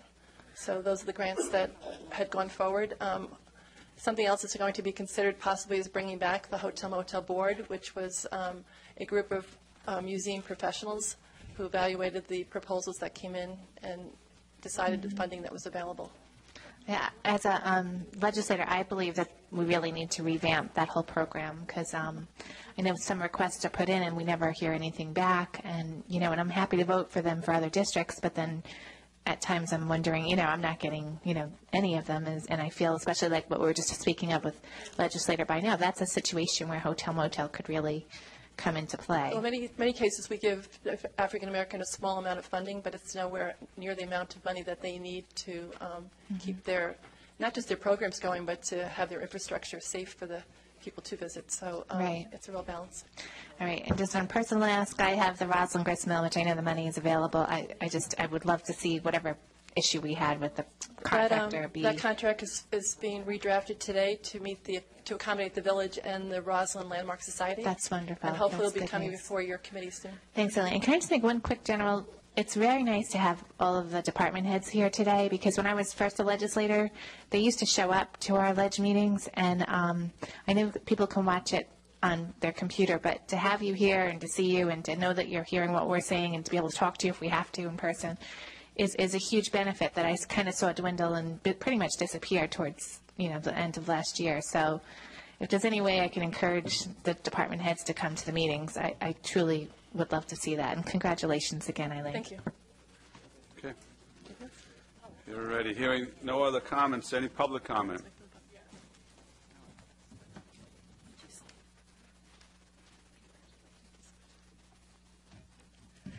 Meta J. Maraday, Baldwin resident. I definitely support the appointment, and I appreciate the discussion, particularly from Legislator Bino with regard to the African American Museum, and I am hopeful that there are ways that we can increase that funding there. Another personal item as it pertains to being a Baldwin resident and as it pertains to veterans, there's a property, the Kellogg House on Merrick, that many of the residents fought in addition to fighting to get the first precinct rebuilt, and we're definitely very happy with that building, and that was a long, hard fight to get that done.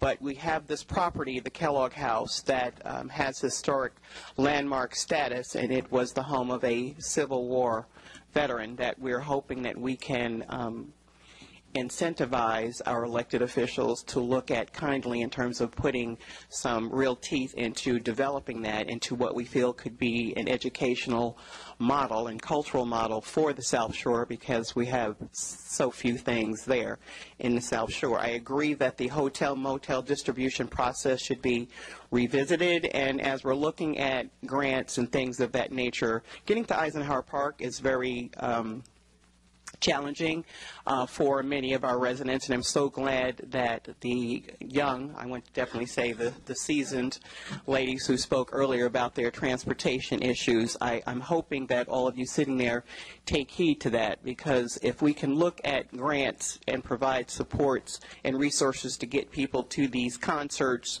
and events at the parks, we should also definitely be looking at getting resources to get our seniors and our young people to their jobs, to their appointments, and things of that nature. So again, in 2018, I hope we can do more collaborations, think outside the box, and generate other revenue sources as opposed to increasing taxes and cutting services. Thank you, but I do support the appointments to date, and I'm hoping that we can increase the inclusion and the diversity in some of these appointments moving forward. Thank you. Any other public comment?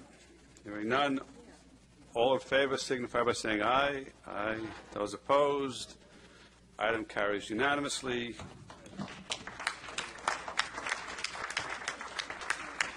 It's 19 votes from the legislature and 1 from Ms. Meriday. So,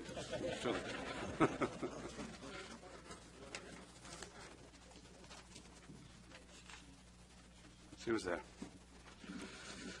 Let's see. Item number 15, resolution number 10 of 2018, a resolution to confirm the county executive's appointment of Richard Kessel to the Nassau County Industrial Development Agency. Moved by Legislator Ford, seconded by Legislator Lafazan. Items before the committee.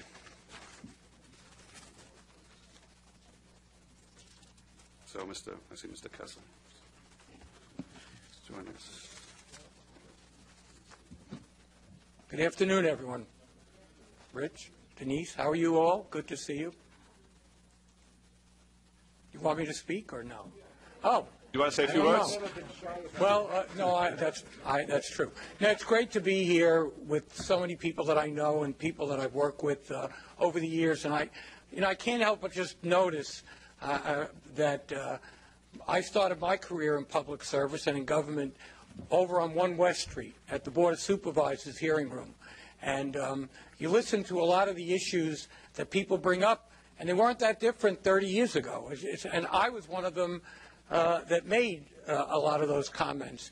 And in a funny way, I'm looking at this 3-minute clock, which is fascinating. When we used to go to the Board of Supervisors to speak, it was an egg timer.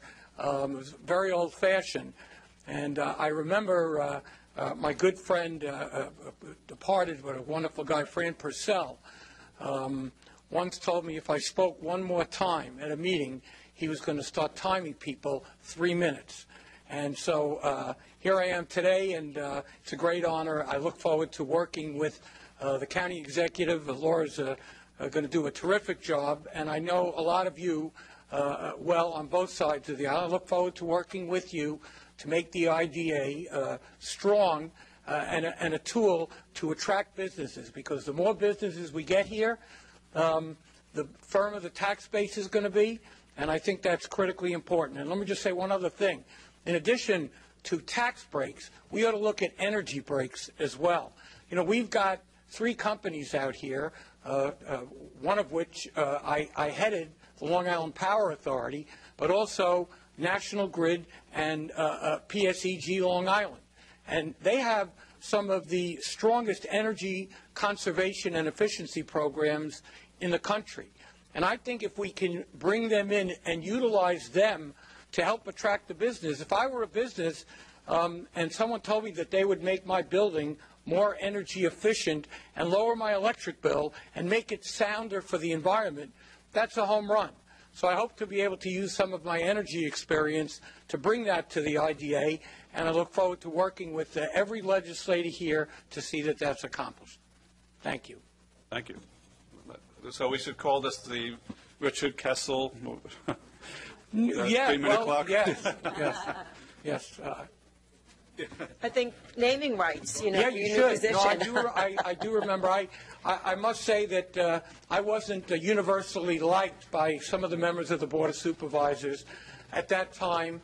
Having said that, some of them today are some of my best friends, because one of the things I learned in public service is that you never burn a bridge, and you try to work with anyone, whether you're a Democrat or a Republican, and that's what's important about government. And I enjoy working with a lot of you. I see a lot of you. I see my assemblyman, former assemblyman, Tom up there, and Of course, I've worked with Rich and Carrier and a lot of other people. Kavan and I get together once in a while, and I hope that you'll call on me. You guys have terrific ideas, and I think that we need a lot of ideas because I think the IDA can do a great job for Nassau County. I really do. And Denise, you and I know I remember meeting you upstate once, and we've all worked together, and I just think that there's an opportunity here. We have a budget and financial challenge in the county,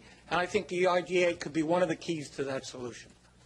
So thank you. Richard, thank you very much. And, I look forward to your becoming part of the IDA. And, we've realized these past couple of years how important the IDA actually is to our communities and to economic development. And before I touch on one thing, I just want to support you even with our partners with the energy, whether or not it's National Grid, PSE&G. I have to say that National Grid actually, after Sandy, ended up providing a lot of incentives, and they gave money to many of our small businesses so they were able to reopen much faster and to be able to bring in resources and revenue into the county and to allow stores and put lights back on main streets, after Sandy hit and devastated our communities. And even the IDA was very instrumental in helping to bring a lot of our businesses back faster, which was very key in rebounding after Sandy. But also, I look forward to even meeting with you in regard because, as you know, how important the IDA is in bringing businesses here through tax incentives, and we do have some concerns about some of the businesses. For me, I'm hoping that you'll join us in where they bring in jobs, permanent jobs as well as temporary construction jobs, and also to keep an eye on the type of pilots that are given. That is something that, I support economic development, but I want to make sure it's not to the detriment and will hurt the communities where these projects go into. But I look forward to working with you because I know you'll do a great job. Thank you very much. I appreciate it. And I look forward to working with all of the legislators. And I do agree with you that attracting jobs is critical. I know that the county executive is very dedicated and committed to that and using the IDA as a tool to do that. I just say one thing, and you just refreshed my memory. When I was at the New York Power Authority, we brought Yahoo to Western New York. It's not an easy thing to do. But it was in the end, it was the energy incentives that we gave Yahoo.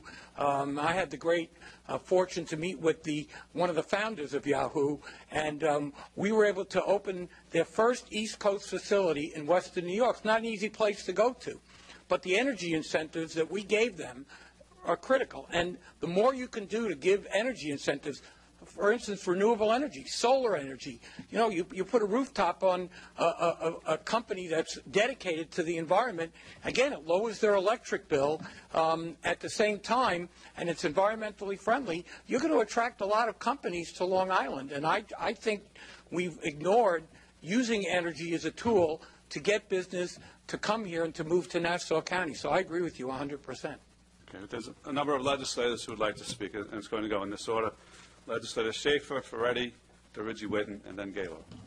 So, Laura, let's go ahead. Thank you. Hi, Mr. Kessel. I haven't had the pleasure of meeting you before today, but I now know you do know Legislator McKevitt very well, and I'm the chair of the Planning, Development, and Environment Committee. That's so far he's told me it's good. Good. But I'm chair of the Planning, Development, and Environment Committee, and we have Legislator McKevitt on that committee as well. So I'd be happy to sit down with you and talk about some energy-saving ideas. In fact, we have been tossing some of them around already, and I know that our county executive also is in favor of renewable energy, saving energy, solar, all of that. So I'm very happy to have you as part of the team now. Thank you. Legislator Ferretti. Thank you, Presiding Officer. Mr. Kessel, nice to meet you. You may know, you may not know, I actually recently resigned from the town of Hempstead IDA. When I was elected to the county legislature, you can't serve on both, so I resigned from the IDA. And, in the town of Hempstead, things were done a little bit differently than in the county, and I'm not totally familiar with the county procedures. But one of the eye-opening things that I discovered when first joining the town of Hempstead IDA was the lack of public involvement throughout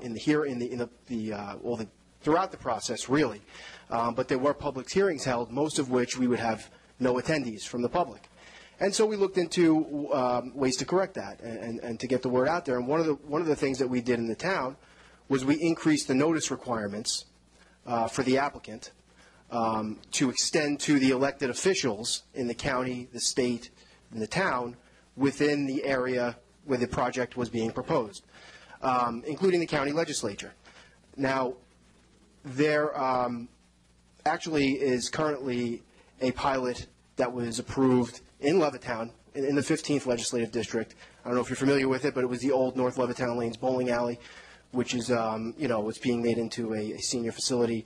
It sounds like a great project, and I was not legislator at the time it was passed, so, but I do not believe there was any notice given to the legislators or to anyone at the town level.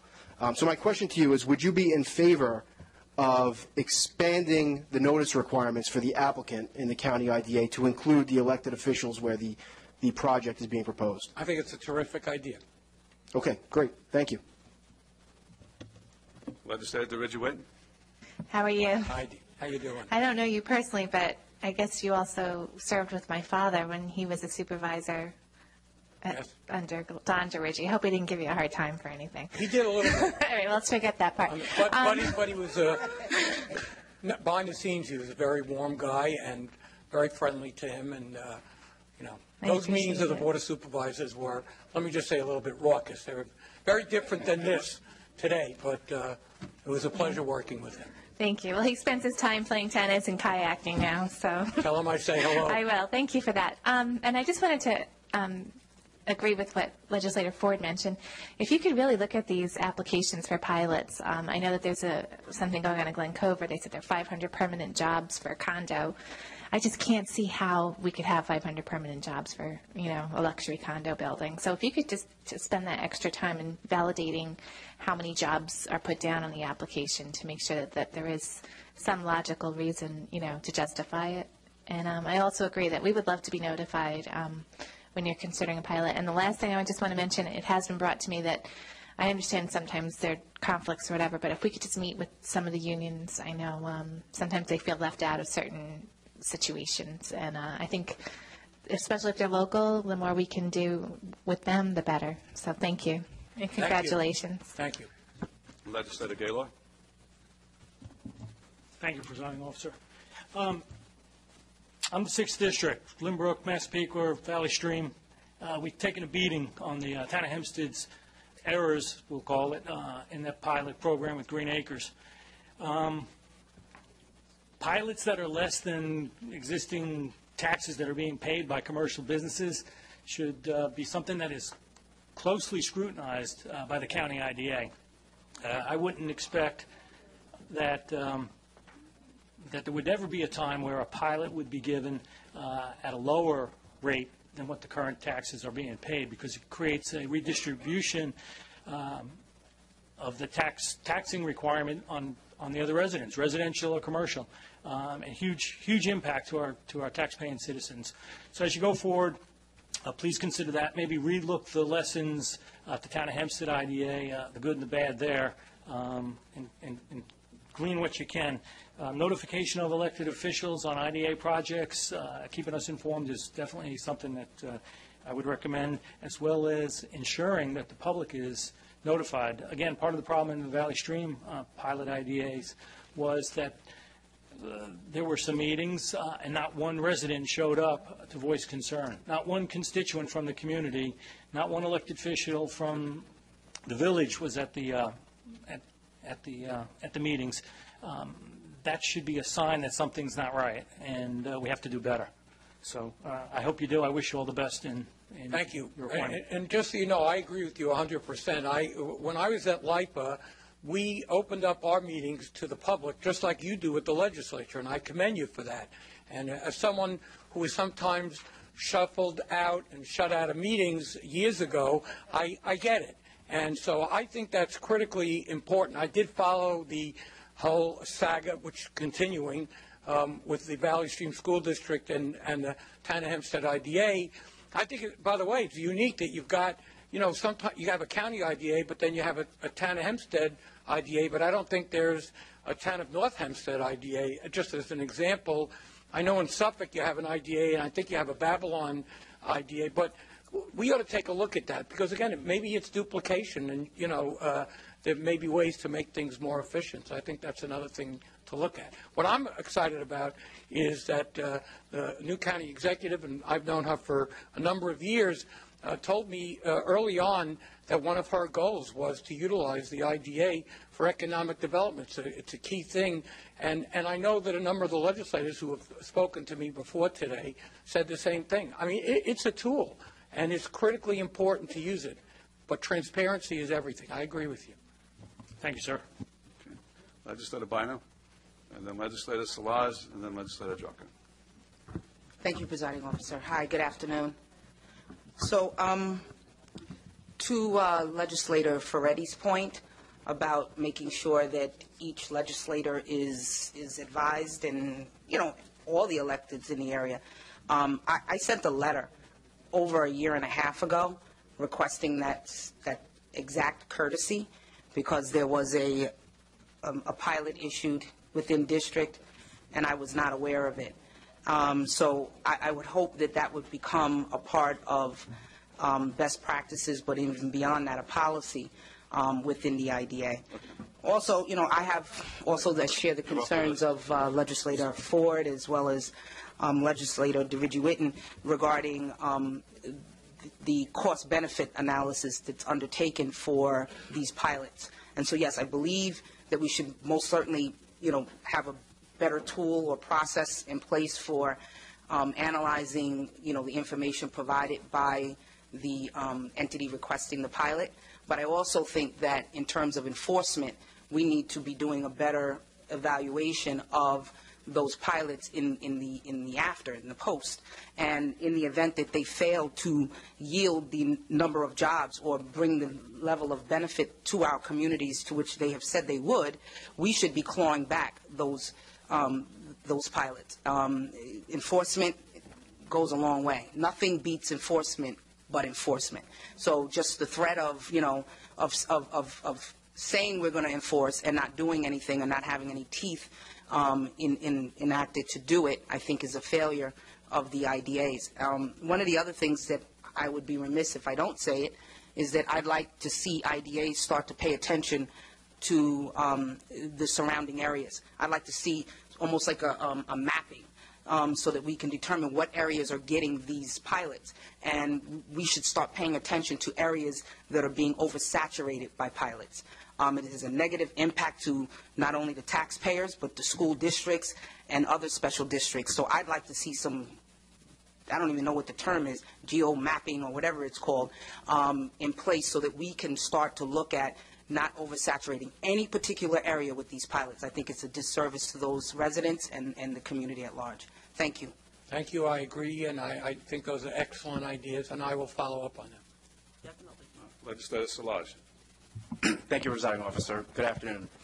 I join in the statements made by Legislator Bino and also Legislator Gaylor and Legislator Ferretti. As you may know, last year we had the Valley Stream IDA issue with Green Acres Mall, Macerich Corporation, and in addition to a lack of notice, there were other issues at play. Going back to the statement made by Legislator Bino, there has to be a totality of the circumstances analysis done where at least the possible effect upon the school district and the surrounding tax base, any change from Class 1, Class 4 tax burden changes has to be considered. In Valley Stream, we had a central high school district, and we have also one in Belmore Merrick and also one in Elmont. And a pilot may have a different effect upon the school district's tax obligation compared to a district where you don't have a central high school district. And so I'm asking that in addition to notice and that consideration, there be consideration upon that specific issue and to avoid, what we saw in the Valley Stream Green Acres IDA issue. Once we know better, we could do better. During that issue, many people had asked me, oh, well, do you want to call for a moratorium on all IDAs? And I said, no, not at all. There are good IDAs and bad IDAs, just as with anything else. It's just the way it is done, the procedure. There was in that example, no community impact study. And so just asking that there's more diligence done in granting and considering these IDA projects. But I know with you at the helm, everything will be done with quite a level of professionalism and dignity. So again, I thank you and look forward to working with you. Yeah, I look forward to working with you too and the other members of the legislature. They're all excellent ideas. Excellent ideas. And I will carry through with them and look forward to meeting with some of you on that. Legislator Drucker. Okay, sounds good. All right, thank you, Mr. Kessel. Any public comment? Hearing none. Oh.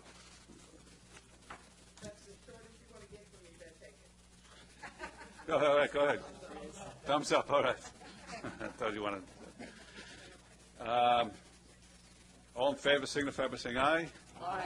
Those opposed, carries unanimously. Congratulations, Mr. Kessel. Thank you, everyone, and look forward to working with you.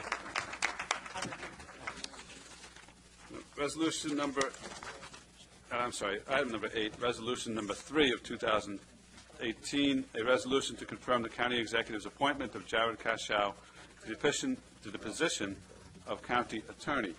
Moved by Legislator Drucker, seconded by Legislator Birnbaum. The items before the committee.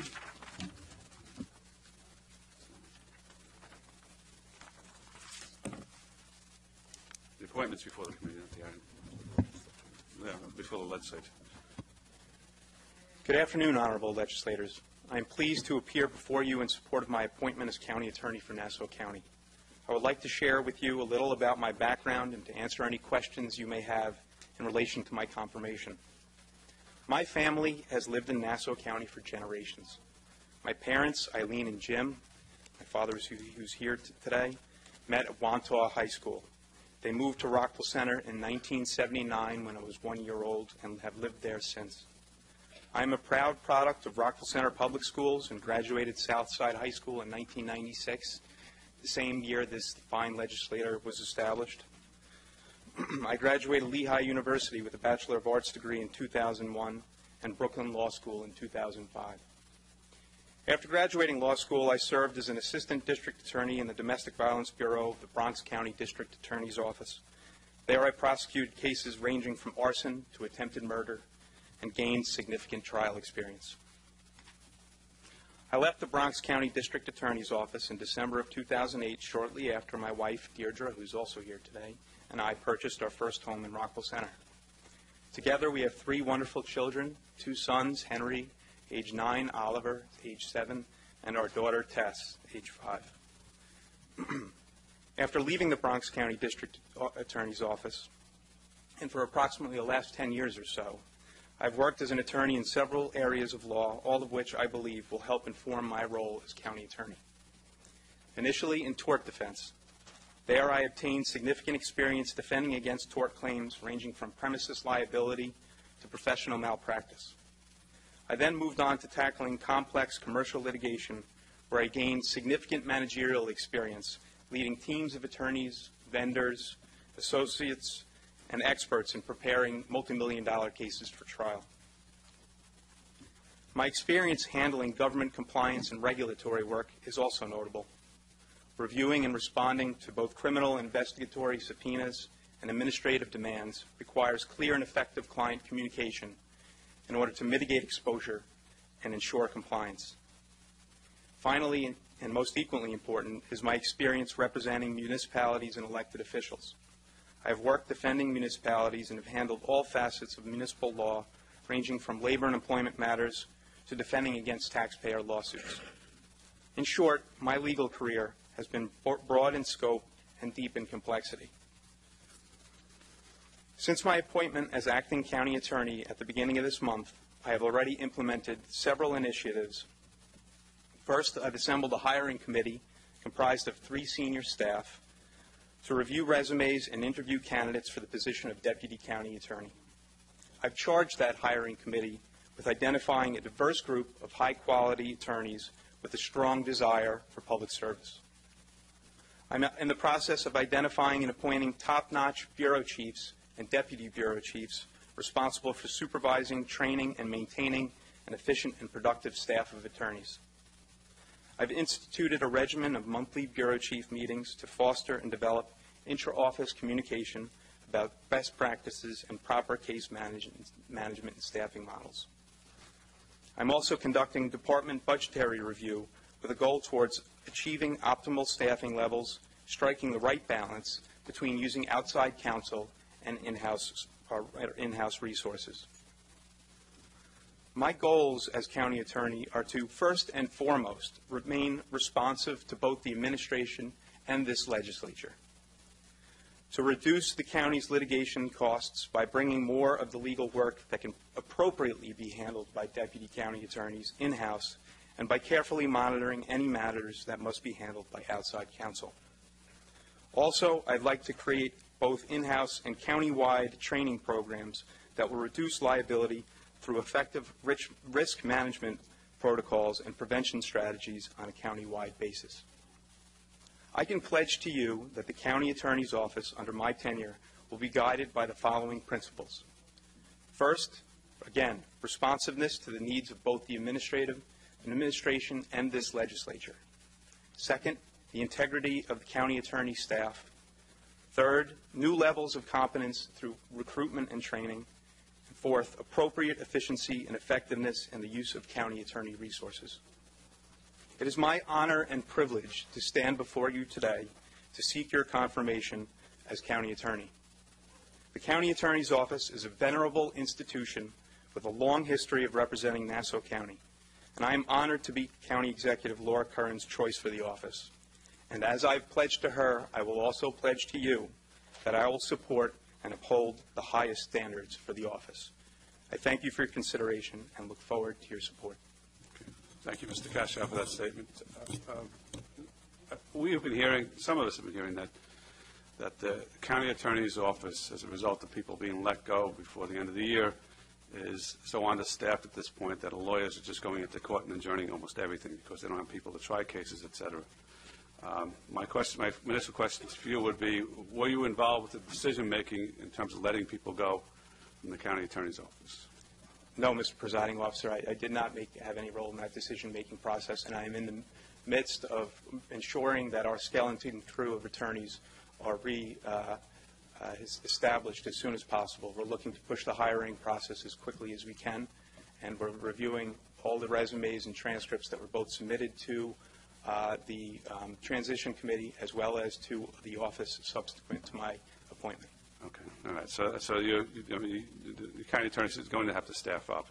You're obviously acknowledging that in your response, correct? That's correct. All right. Anyone else have questions? Legislator Rhodes.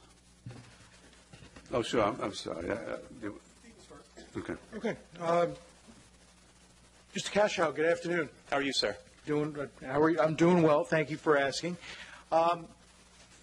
I know that you weren't involved in the personnel decisions based on your testimony just now. Who exactly was involved in the decisions who was let go from the county attorney's office? That I'm not sure of. Do you have any idea what criteria were used? I do not.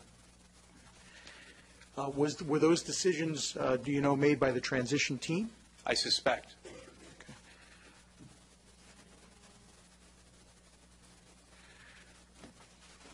One of the concerns that I think some of the legislators have is with respect to the involvement of your former employer in issues in Oyster Bay, which have been the subject of a couple of articles in Newsday. Can you describe for me what your role as a partner in Harris Beach was?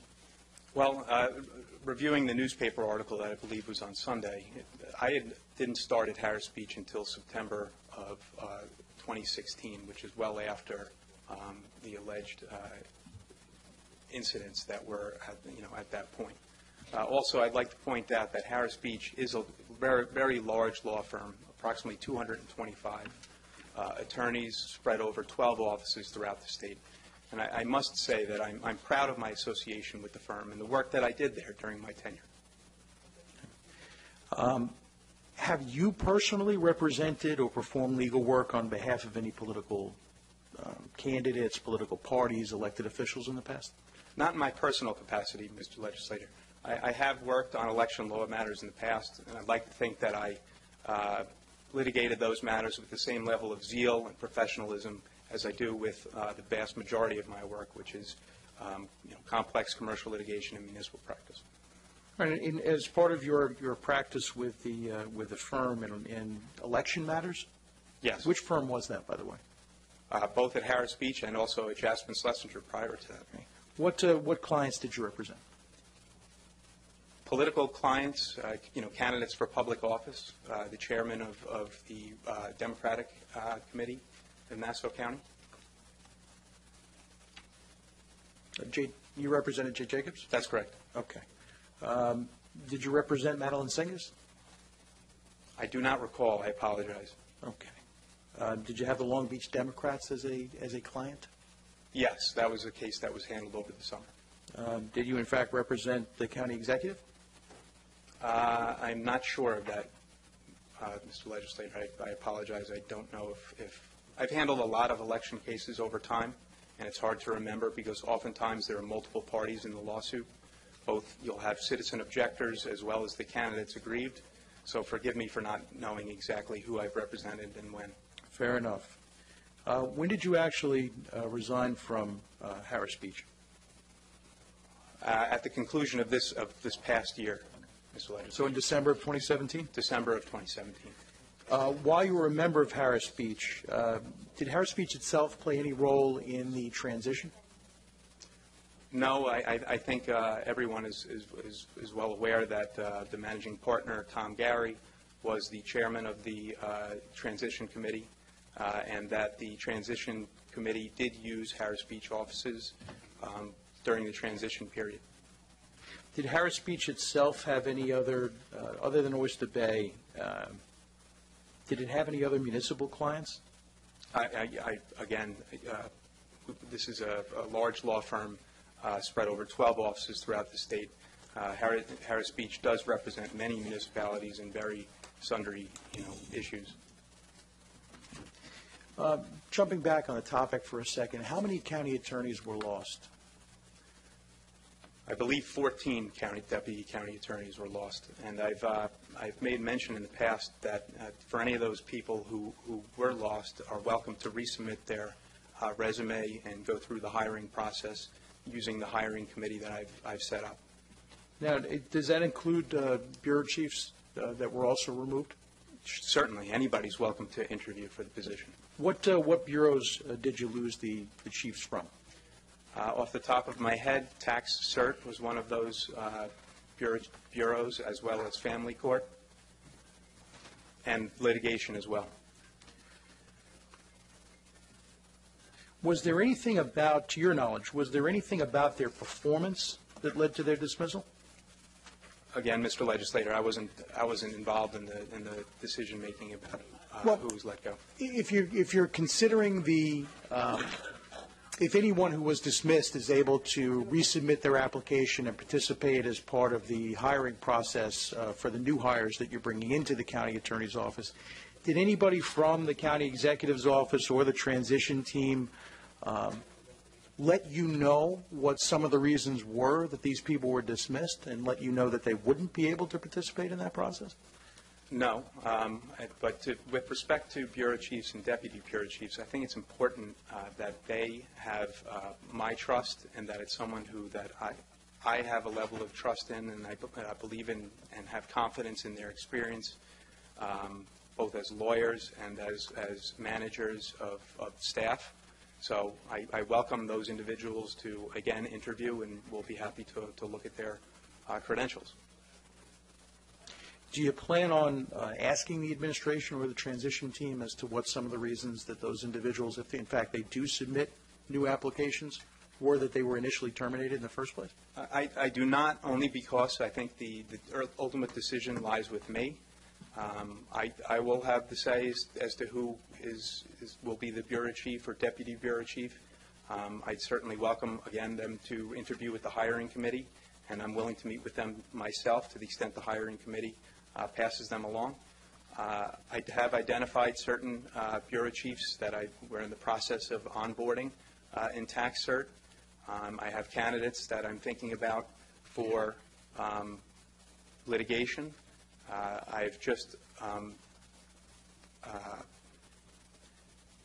designated a member of the family, a longtime member of the Family Court Bureau, Sherry and I'm going to butcher her name, Bordovitz, who's had multiple, I think over 20 years experience in the family court. She's handled both abuse, neglect, and support cases, as well as juvenile delinquency cases, which is extremely important given the raise the age law that's going to be coming. We're going to see an increase of approximately 700 to 800 additional cases. Also, I've elevated Julia DeAgostino to the position of Deputy Bureau Chief. Ms. DeAgostino has experience both as a prosecutor prior to becoming to family court and significant experience in juvenile delinquency matters. So we're looking to put the right people in the right places. I hope that you'll trust my ability to select people who I believe are good leaders and who will help navigate the county attorney's office and make sure that we're delivering the service that we need. Understood. With respect particularly to the three bureau chief positions that you mentioned, tax cert, family court, and of course litigation, especially in light of the fact that later on in today's calendar we're going to be considering a bonding request over a $45 million judgment that the county received against it as a result of 1983 litigation.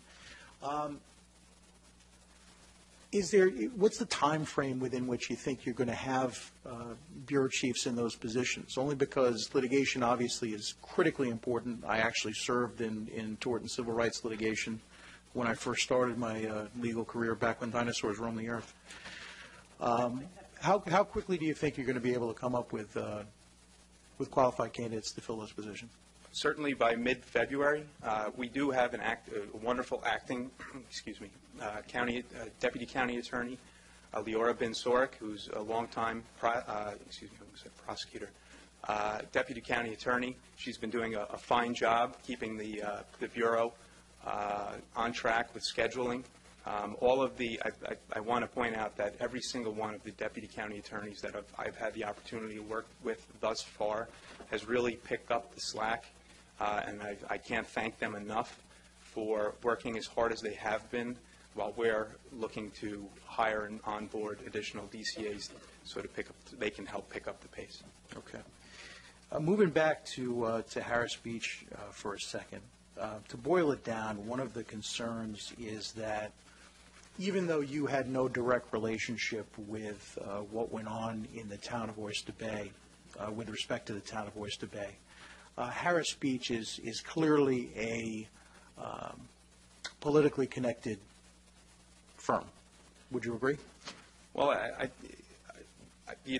one of the attorneys there is politically active. I think there are a lot of politically active attorneys, some of whom may be on the legislature. So, yes, I mean, I would agree that it is a politically active firm. The concern is that if we have a firm that's politically active, and you having been a former partner, former member of that firm, will there be any undue influence? Will vendors, for example, use Harris Beach, knowing its close relationship both to the administration and to yourself as county attorney, entering into contracts that you as county attorney will review? How would you as county attorney protect against that danger? Well, in the first instance, it's important to have a transparent and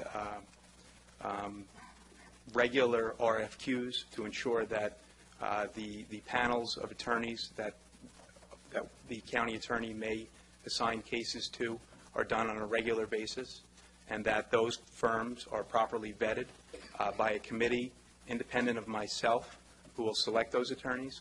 I think it's on record that Harris Beach has indicated that it will not seek and has not sought, I believe, for history, any work through the county attorney's office. So I hope that would allay any fears that you may have. I certainly hope that you understand that I intend to run this office with the utmost integrity, and you will see that everything that is done over at the county attorney's office is done completely transparently with a high level of confidence in the work product. Would it be your intention to recuse yourself if there are any contracts that come across your desk for consideration from vendors that are represented by Harris Beach? I don't know. I don't, at this juncture, I don't believe so, because Legislator Rhodes, I'm telling you that I will not be swayed by any of my past relationships. My duty and dedication is to the residents of this county. I will uphold, as I've sworn to, the Constitution of the State of New York and the laws, Constitution of the United States and the laws of the State of New York, and I will not be swayed in any way, shape, or form by my prior affiliations with other law firms. The county does have a substantial procurement policy and process, which I intend to abide by, and I hope you'll have the trust in me to do it correctly. I appreciate that. Thank you, Mr. Cashel. Legislator Abrahams, Minority Leader Abrahams has a question, and then Legislator Ferretti. Hey, Mr. Cashel, how are you?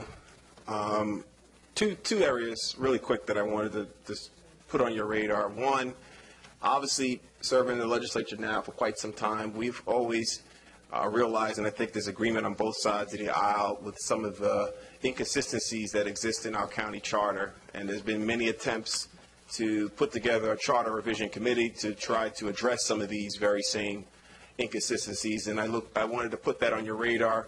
I know our council, as well as majority's council, will be looking forward. If you do endeavor in trying to make some of these attempts to put together a charter revision committee, we would be a willing and accepting partner in that. And I just wanted to get your thoughts on maybe some of the insight you may have in regards to revamping the charter.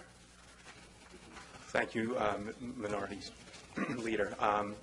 The charter is in need of some work. There are inconsistent provisions in the charter. It is a monumental undertaking to rewrite the charter in whole.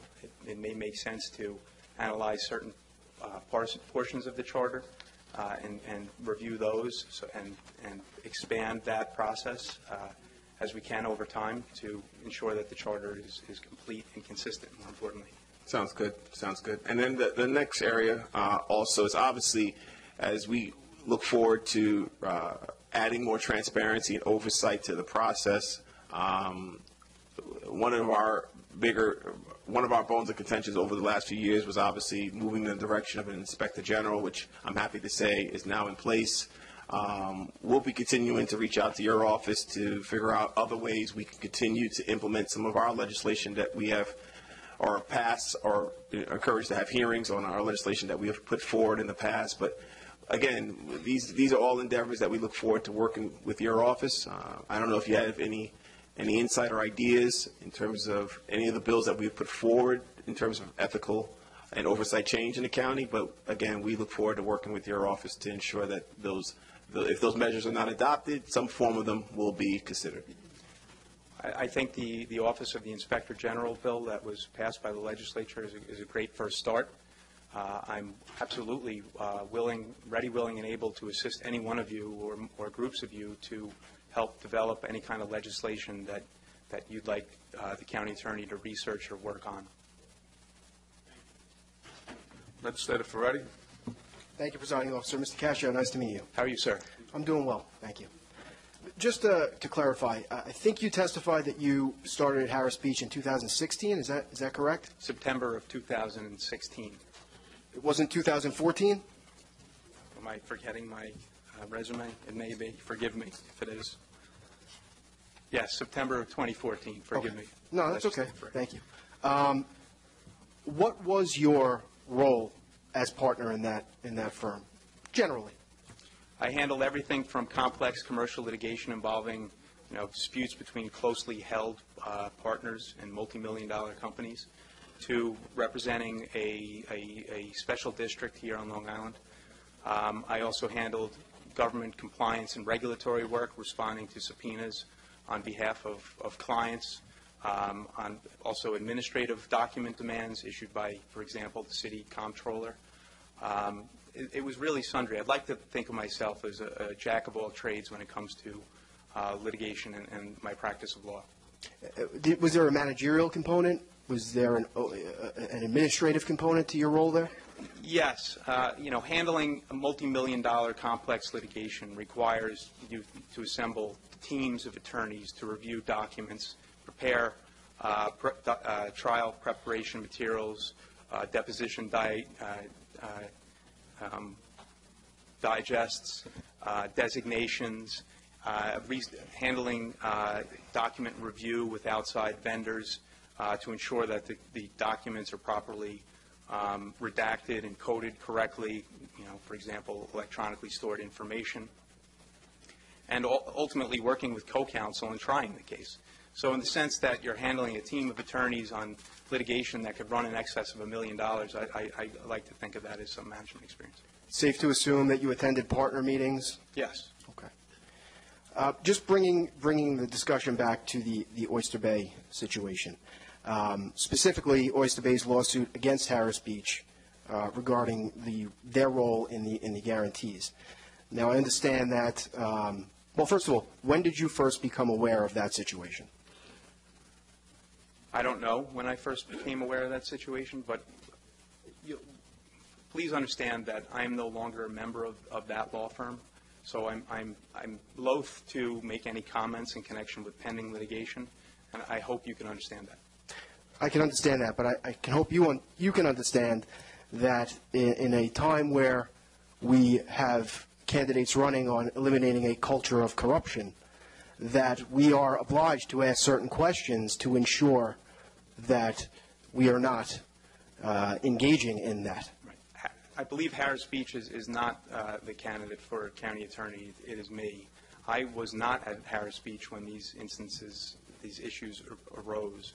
So I hope, based on what I've explained to you today and my reputation among the bar and bench and my resume and any other questions you have, you'll have the faith and confidence in me to be county attorney.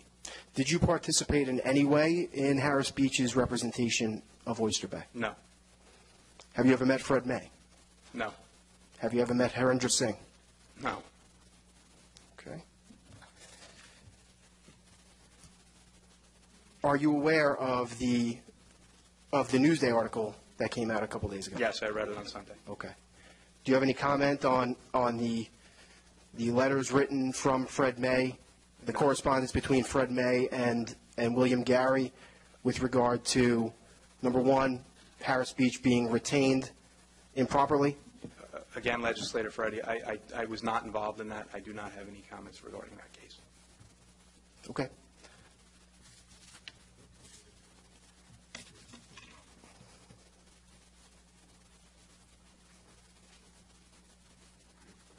Have you ever been questioned by any federal investigators? No. Okay. Thank you. I just want to have a follow-up question, a couple of questions. I understand that the loan guarantee issue and the involvement of Harris Beach in terms of or whatever the correct term is with respect to loan guarantees in Oyster Bay occurred before you were at Harris Beach. Yes. Did you have any responsibility while you were there to manage the law firm? I'm not talking about managing your cases, because obviously that actually is very impressive that you had that other experience. But were you in the management of the law firm?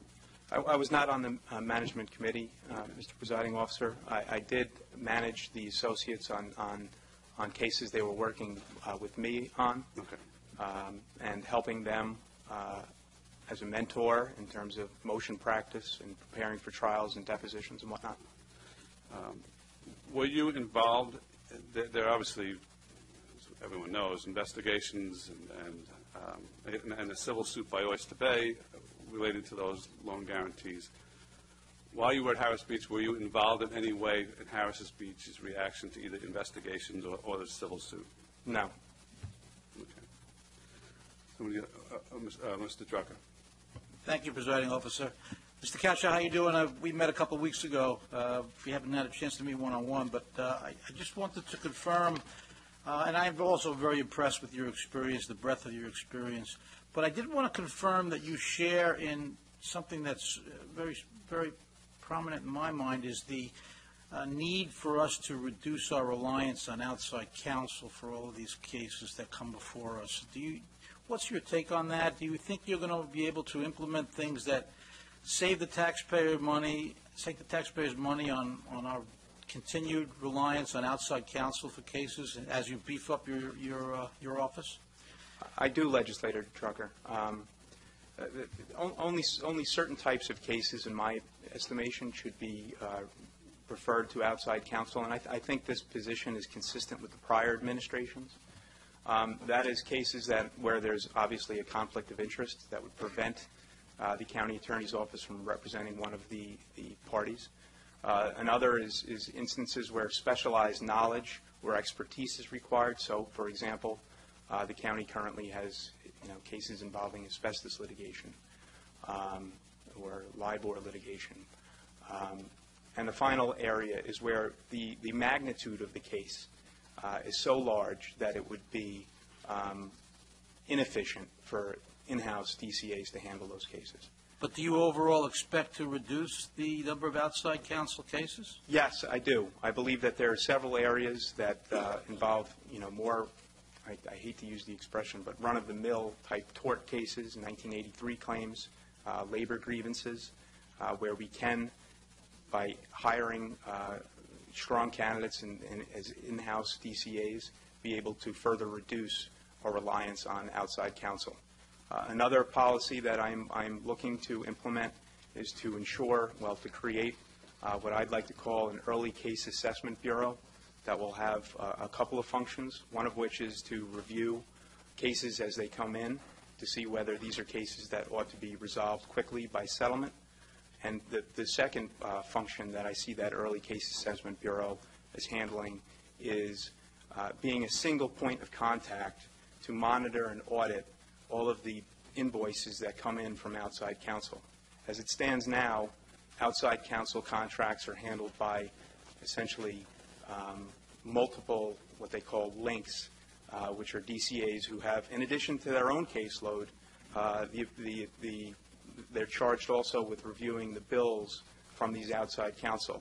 And if I were a deputy county attorney, managing my caseload and making sure I'm working up my cases as hard as I can would really take away from the time that's really needed to comb through those bills to make sure that there aren't charges where you have partners appearing, multiple partners appearing at court conferences, or where there's instances of 50H hearings being held when there's really no need for it, and other cost savings measures.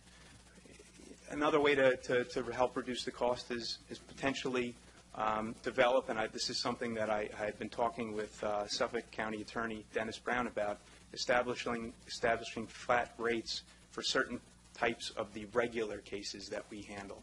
And I'm looking in every way possible to save the county money, but I'm also cognizant of the fact that the county can't handle everything by itself. We need to find that reasonable balance to ensure that the county's taxpayers are getting the best for their dollar. Thank you very much.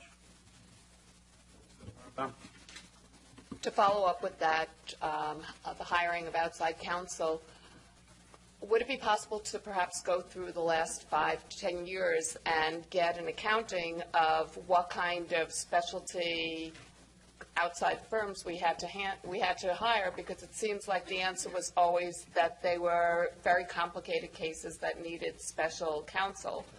So I would suggest maybe just doing, since I don't think I've ever received to my satisfaction answers about how much we've been spending on outside counsel each year. There's been so many contracts that have come before us, so if you could perhaps go through them all and see what areas we've been doing the majority of our hiring. Well, Legislator Birnbaum, I think that's a fine idea. I'd like to implement it on a going forward basis. Looking back, it's going to be time intensive and costly insofar as we're going to have a DCA or this point person look back. I think we have a substantial amount of volume coming in that I'd like to be in a position on a going forward basis to represent to members of the legislature that this, in fact, is a complex case, and the reasons why it's a complex case are X, Y, and Z, so that all of you are comfortable understanding that's the reason why the county attorney's office is wheeling it out to outside counsel. So you'll be centralizing it? You won't be allowing each of the DCAs doing the hiring, or how will it work? Well, the hiring will be done by as it is now. We have a panel of outside counsel who are qualified in certain areas. I believe the last RFQ had gone out in 2016, so I think it's past due to put out a new RFQ for outside counsel.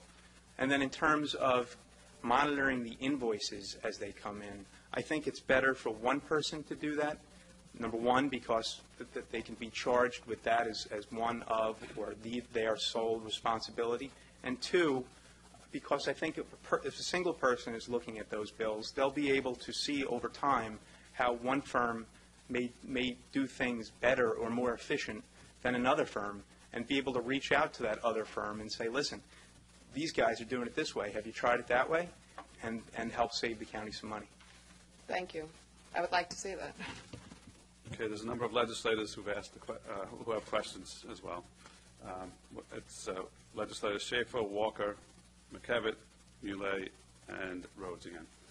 So, and you're not sitting down anytime soon. Find out. Sorry. Hi, Mr. Cascio. Hi, good afternoon. Okay, so I'm curious as to, in your background, how did you come to work at Harris Beach? You were at Jaspin for how long? I was at Jaspin for 4 years or thereabouts. And, while there, I had the opportunity to work with Tom Gary and others who moved to Harris Beach. And I saw an opportunity to make the jump from Jaspin Schlesinger, which is a fine law firm in and of itself, to Harris Beach, principally on the fact that Harris Beach is a larger platform. It offers a fine business development office. It's far bigger than Jaspin Schlesinger, so I thought it'd be a great opportunity to launch my career, or at least progress my career. Okay. But so you ultimately ended up going to Harris Beach as a result of people you knew, such as Tom Gary, when they went over there. Well, I think he saw the quality of my work and my dedication and work ethic. I think that's why I've rose through the ranks as quickly as I have, both at Jaspin Schlesinger and at Harris Beach. Mm-hmm. I'm someone who gives 110% all the time. I'm here on weekends. I hope to have the opportunity to show you how hard I work on any matter that you'd ask me to work on. And I really enjoy working that hard. Well, I think most attorneys know that they can't get away with very much. They can't get away with not working that hard if you're going to practice law, right? Very true. Okay, and I'm also curious as to how you first came about, or how you first learned of the opportunity, or who you spoke with first about the opportunity to possibly become county attorney. Well, it was something that was mentioned as an opportunity. I forget who had mentioned it to me initially. It's something that I've been thinking about for a long while. A good friend of mine had once said, have you ever thought about that as a potential career path if it would ever present itself? Years before the county exec, Laura Curran, won the election. Mm-hmm. And when the opportunity presented itself, I've talked with a number of former county attorneys, and I'm so buoyed by the fact that they have, all of them essentially, said that it was the pinnacle of their career. Mm-hmm. I've talked with Lorna Goodman and John Champoli. I've also talked with a former partner of mine in Harris Beach who was, I think, the youngest county attorney in Monroe County at the age of 32, who all look back on their time in this role really wonderfully. So when the opportunity presented itself, I stepped up. So when you say the opportunity presented itself, what do you mean by that exactly? Well, I understood that there was going to be a position open. I submitted my resume, and then I had an interview with the county executive. Okay. Who did you submit your resume to? I believe I gave it to the county executive in the transition committee. Okay, and no one had had conversations or come to you before about that, about maybe you should, submit your resume, or was it just solely on your own volition? Well, no. I mean, my friends and colleagues had suggested that you should try for it. Mm-hmm. This is something that you would do very well in, and it's a position that you ought to apply for, which I did. Okay. Okay, that's all I have now. Legislator Walker. Yes. Good afternoon. How are you? I am good, thank you. I want to go back to, and I know you've been grilled on it, but obviously, you said you were not there, but your firm's involvement with the Town of Oyster Bay issue. Have you discussed that case with your firm at all, being a partner? And I'm not an attorney, so I understand from what I gather, they're partners of all different levels, but is that a case you have discussed with your firm, or? Well, I respectfully, Legislator Walker, I will not, I can't comment on my conversations with attorneys within my firm, especially since it involves pending litigation. I hope you can understand that. Okay. Obviously, the firm being involved with municipalities and knowing municipal law, they were representing the town without a town board resolution. Obviously, there were issues there, but obviously you haven't discussed that or can't discuss with us what you might know about that. That's correct, Legislator Walker. I cannot. Okay. All right. Thank you. You're welcome. Legislator McKevitt and then Legislator Muley. If the goal is going to be trying to move away from outside counsel and move it in-house, I'm just worrying about your confidence that you'll be able to go into attract new attorneys into the office with the required experience to make that happen, being that, I was once a municipal attorney one time myself, and you can't necessarily have the great high salaries to attract people in, so I'm just wondering how you think you'll be able to accomplish that goal. Thank you for that question. When I was deciding on where I was going to land after graduating law school, one of the reasons I decided to become an assistant district attorney is because of the training, the on-the-job training and experience that you get straight out of the gate. When you're thrown into the fire, you're trying cases immediately, you have a caseload that you're responsible for. I like to think that the county attorney's office can have that same kind of draw. One of the issues that I had mentioned earlier in my brief talk was creating this training program. There was a training coordinator at the Bronx County District Attorney's Office that had, regular misdemeanor trial training classes or CLEs and felony trial training CLEs. I think if we establish that office or that role and develop a pipeline with the local and regional law schools, we can ensure a steady stream of young, eager attorneys who want to work in public service. The difficulty, though, as you pointed out, is making sure that they stay there. And one of the ways to do that, I think, is to develop a normalized pay scale, which is something that I'm working with the staff accountant to try to find tranches to see if we can develop over time a regular promotion pathway so that people who really want to work in public service know that through transitions that there may be an opportunity to continue to progress through and up to the bureau chief and deputy chief positions. And I think that's an excellent situation where you can move on to that. You do have, young students coming out of school. Obviously, they do not have the experience that you need to throw them in a courtroom right away.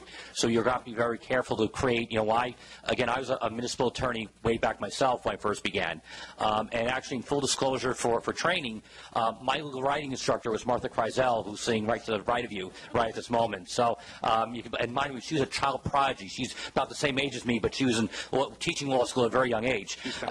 But what it comes down to is I had excellent mentors around me. Yes. And they actually I was trying cases within 2 weeks of being in town attorney's office. But within 3 years, I was bringing cases before the New York Court of Appeals. And what we're able to do that is you have very experienced attorneys looking over them.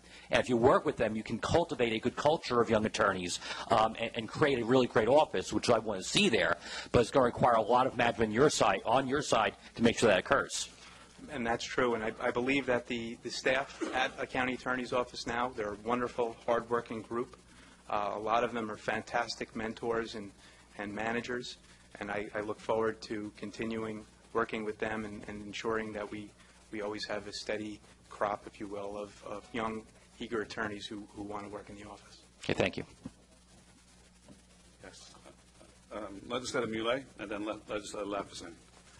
Yes, thank you. Hello, Mr. Cashel. Hi, how are you? I'm good.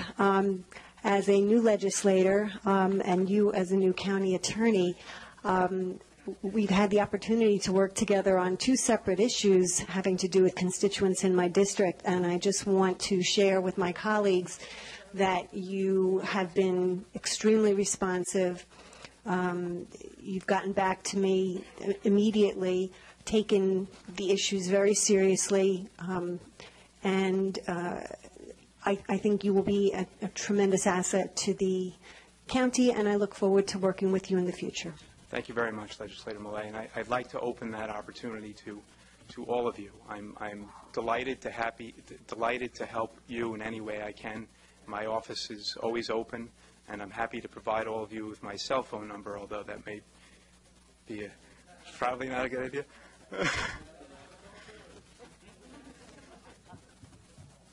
Legislator Lafferson. Thank you, Mr. Presiding Officer. Good afternoon. How are you, sir? I'm doing well. It's my 24th birthday. I'm excited to spend it with some of my new best friends up here on the dais. Happy birthday, Legislator. Thank you very much. One comment and then two questions, if you'd indulge me. I believe actions speak far louder than words, and while I was thoroughly impressed with your testimony under some pretty high pressure from some formidable legislators, I believe in this past month alone you've handled yourself with an integrity and respect that I hope becomes contagious in your office. Thank you very much. Because I'll tell you, as the resident millennial up here, if you consult Pew polls, young people have a record low of trust in the legal system.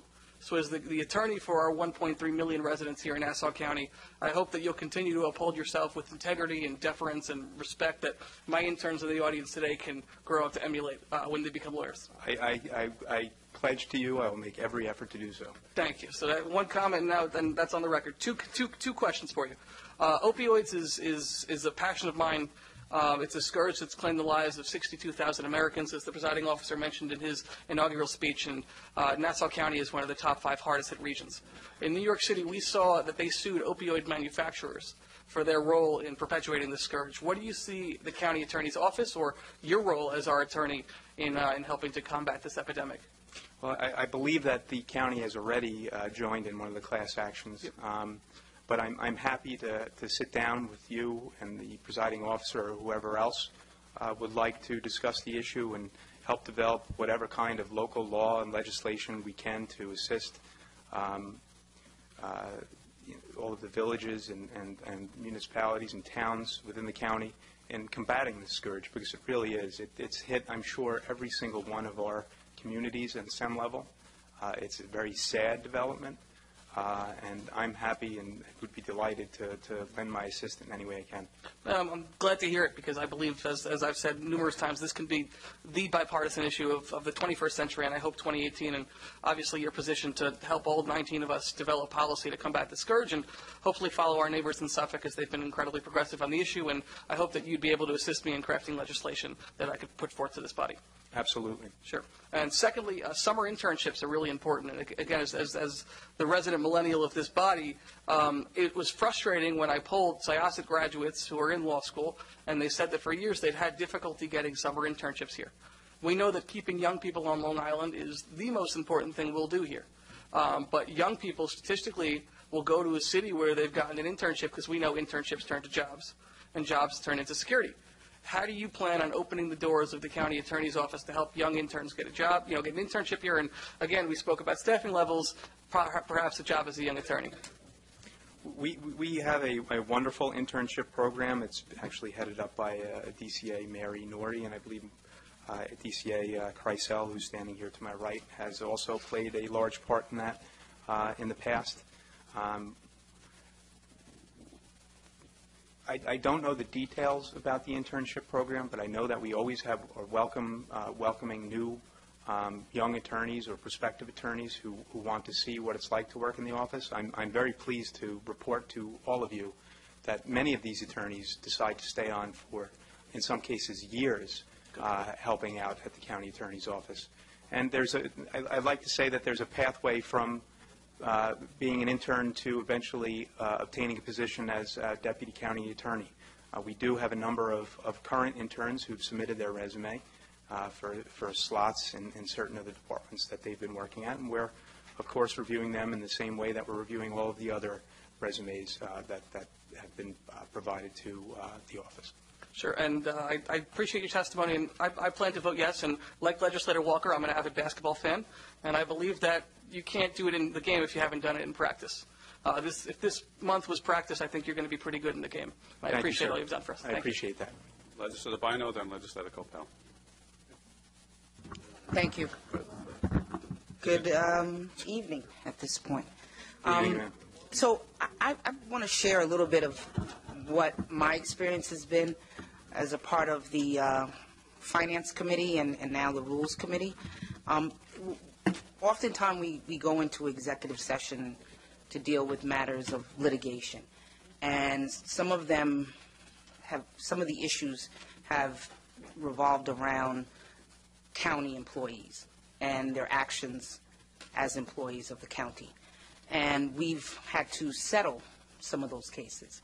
And oftentimes when we ask what has been the corrective measure that has been put in place to address these issues moving forward, to mitigate any risk, oftentimes we're not getting any feedback. Blank stares oftentimes when we ask that question. So I would like to make sure that you're going to be an active participant in the performance and evaluation of policies, procedures by way of feedback from litigation, to ensure that we are, in fact, properly training and resourcing our employees for better outcomes that would not allow us, not require us to keep, seeing ourselves in litigation around issues that could be prevented. Do you see your role as such? Sure. I'd be delighted to appear before all of you if this is the way it's going to go in every instance.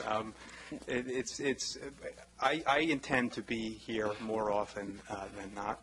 I understand that certain of these discussions involving grievances involving employees and personnel ought to be discussed in executive session, and I'm happy to present that information to you if you think it's helpful.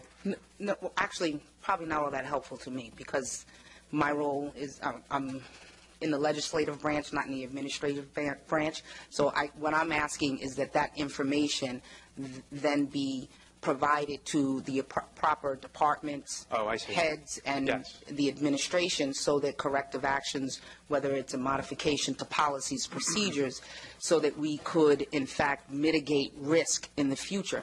Many times when we've asked about those types of measures being employed after we have been confronted with litigation and settled, we're hearing from the attorneys, I'm not hearing that they were active participants in making sure that the administration made those modifications. So I'm asking if you see that as your role. Yes, and this goes back to something that I had mentioned earlier on during my my initial presentation. I think it's important to create and develop policies and risk management procedures that need to be not only discussed with the deputy county attorneys, but also where the deputy county attorneys or whoever's responsible for training will go out and to each of the departments and continuously train them and how to address issues so that these issues do not become recurring issues. Great. And thereby, stem any kind of liability that may arise as a result. Okay, and I totally agree with that. I just totally found it not to be the case prior when it came to litigation. We just never saw any kind of counseling memo to the department, anything that evidenced that there was communication based on the specific litigation back to the departments that should address it. So I'm happy to hear that, and good luck to you. Thank you very much. Legislator DeRiggi-Whitton. Thank you. I know we met also, I guess it was about a week ago with the caucus.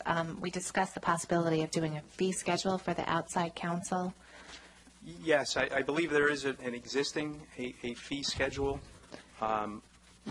That's part of our RFQ process, where responding outside counsel have to provide to us what their fee range is.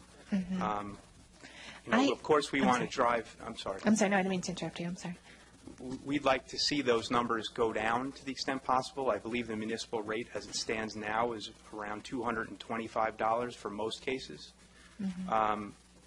That number is in the realm of reasonable in my estimation based on municipal rates that I've seen. However, there may be other ways to save money in addition to reducing fees, one of which I had mentioned earlier on, and that's establishing a blended rate or a flat rate for certain of the regular cases that we see. But I'm open to all ideas, and I'm going to explore all ideas to ensure that we're providing, or we're receiving, in this case, the services at the best rate possible. Right. I would love, if you would ever like to work with us, I would love to be part of that, because I used to, in my prior life, work for an insurance company, and when it came to sending cases out, we had a fee schedule not only for the hourly rate, but as you said, like a flat schedule for depositions or whatever it is that needs to be done in a typical lawsuit, with the caveat that should this need further attention, there's always a possibility of increasing it.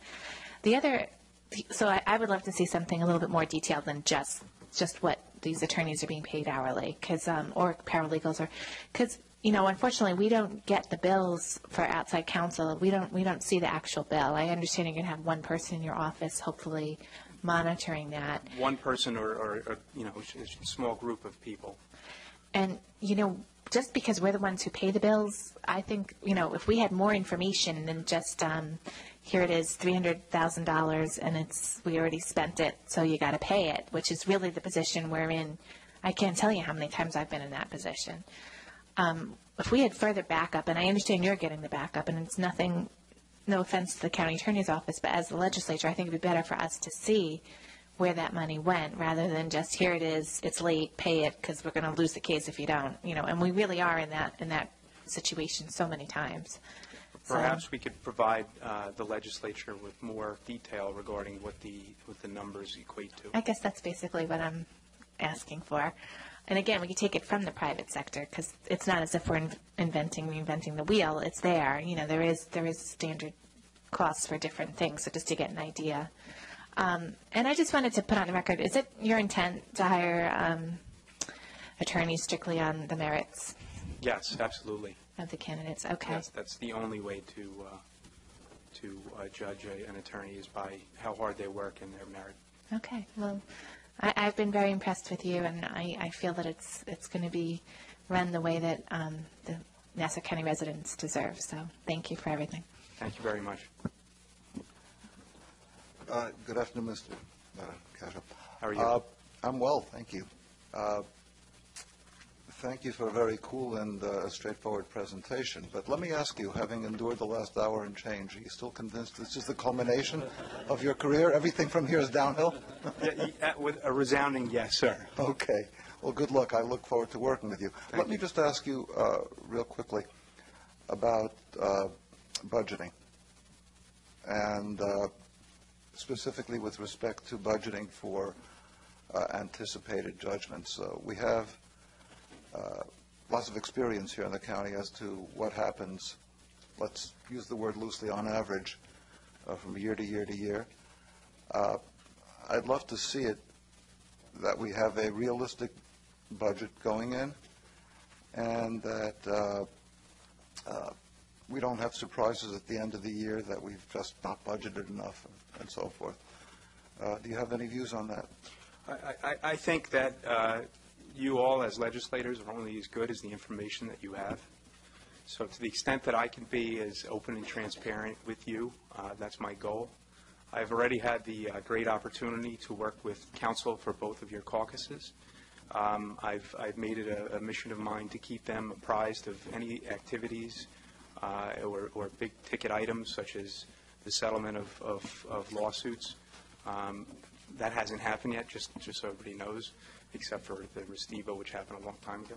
But I intend, on a going-forward basis, to absolutely keep both sets of counsel advised and apprised, and I'd be delighted to the extent that your caucuses would like to invite me into executive session to talk about litigation and the potential damages that may arise from that litigation. I'd be delighted and welcome the opportunity. Yeah, we're talking about budgeting for from year to year. Yes, I mean, I'm working with the DCE for Budget and Finance, Mark Page. He's put together. We do have numbers, as Legislator Coppell might know. When the county puts out bonding prospectuses, it does oftentimes list the major litigation and the estimated potential damages for those litigations.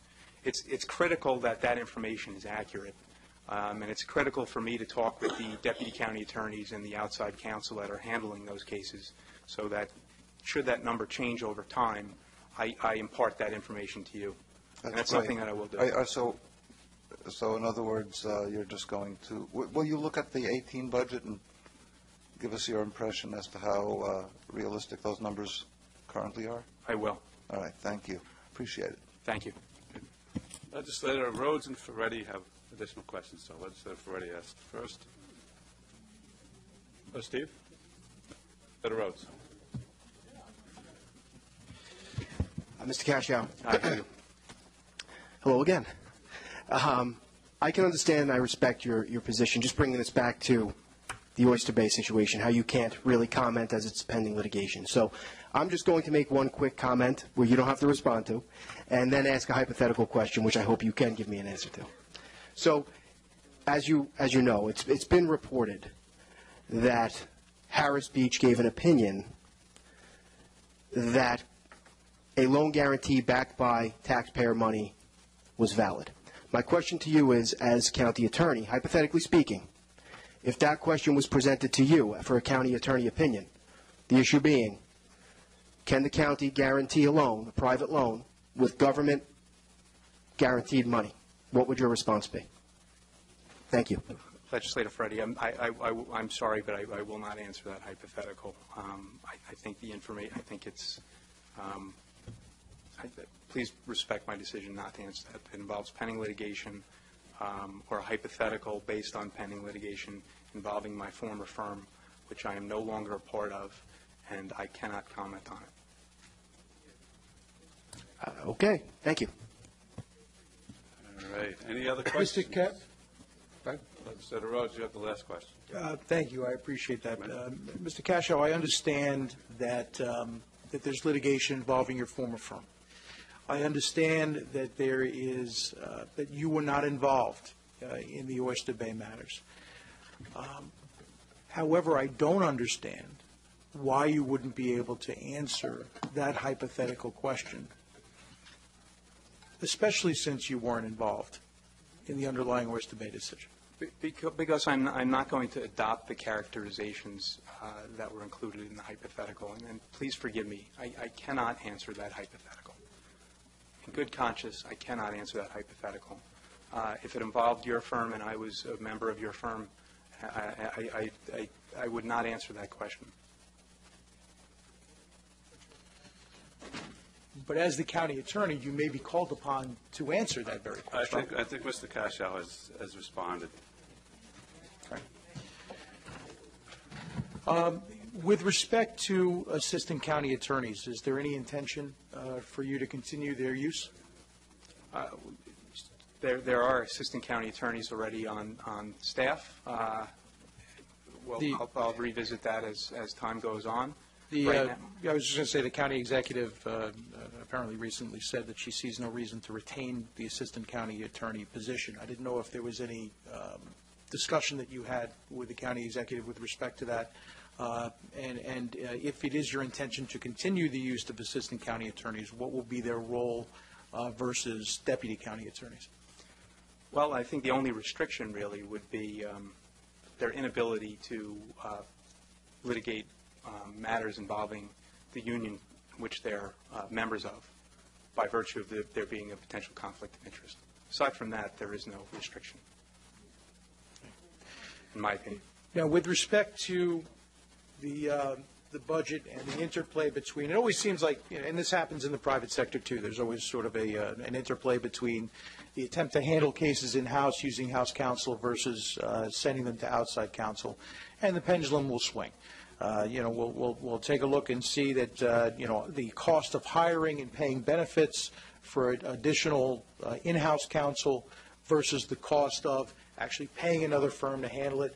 I completely understand your evaluation with respect to there are some cases that are so complex that it doesn't make sense to devote a single deputy county attorney who would have to spend the entirety of their time when they could be working on 75 other cases. It just doesn't, from a management standpoint, seem to make very much sense. In terms of the county attorney's budget as it exists today, do you intend to operate the county attorney's office within the constraints of that budget, and if so, how? I do, and in fact, I've been tasked with actually coming in under budget, given the financial constraints that the county is facing, and I will make every effort to do so. And it's going to require some creative approaches, which we'll develop over time. I've sat down with my department accountant, Sean Berman, and we're going through the numbers, and we're looking about what our hiring needs are, what we can do best with, and this is all really a study in what is the tipping point in terms of outside counsel and in-house counsel. But I am certainly cognizant of the fact that hiring a deputy county attorney does not only involve that attorney's salary, but it involves all of the benefits tied to that position as well. In terms of your target, well, first off, how many cases, if you know, is Thornton Civil Rights dealing with at this point? Forgive me, legislator, I do not know that number off the top of my head. Well, in an ideal world, what do you believe to be the maximum caseload that one attorney would be able to handle in terms of litigation? Well, I think a number of factors go into it. I don't want anybody to feel like they're not able to dedicate the required amount of time and attention to any cases. I think it also hinges upon the level of experience of each of the county attorneys. More senior county attorneys, I think, are able to multitask better than others. But it's going to be a case-by-case analysis. I can't give you a number off the top of my head about what a deputy county attorney's comfort level is, because I think it's dependent upon the attorney themselves. I appreciate it. Thank you. Thank you. Okay, we are, thank you, Mr. Cascio. Thank you. We are going to take just a brief recess before we resume it. We can take a recess. And I do mean brief, so we'll be back in a couple minutes.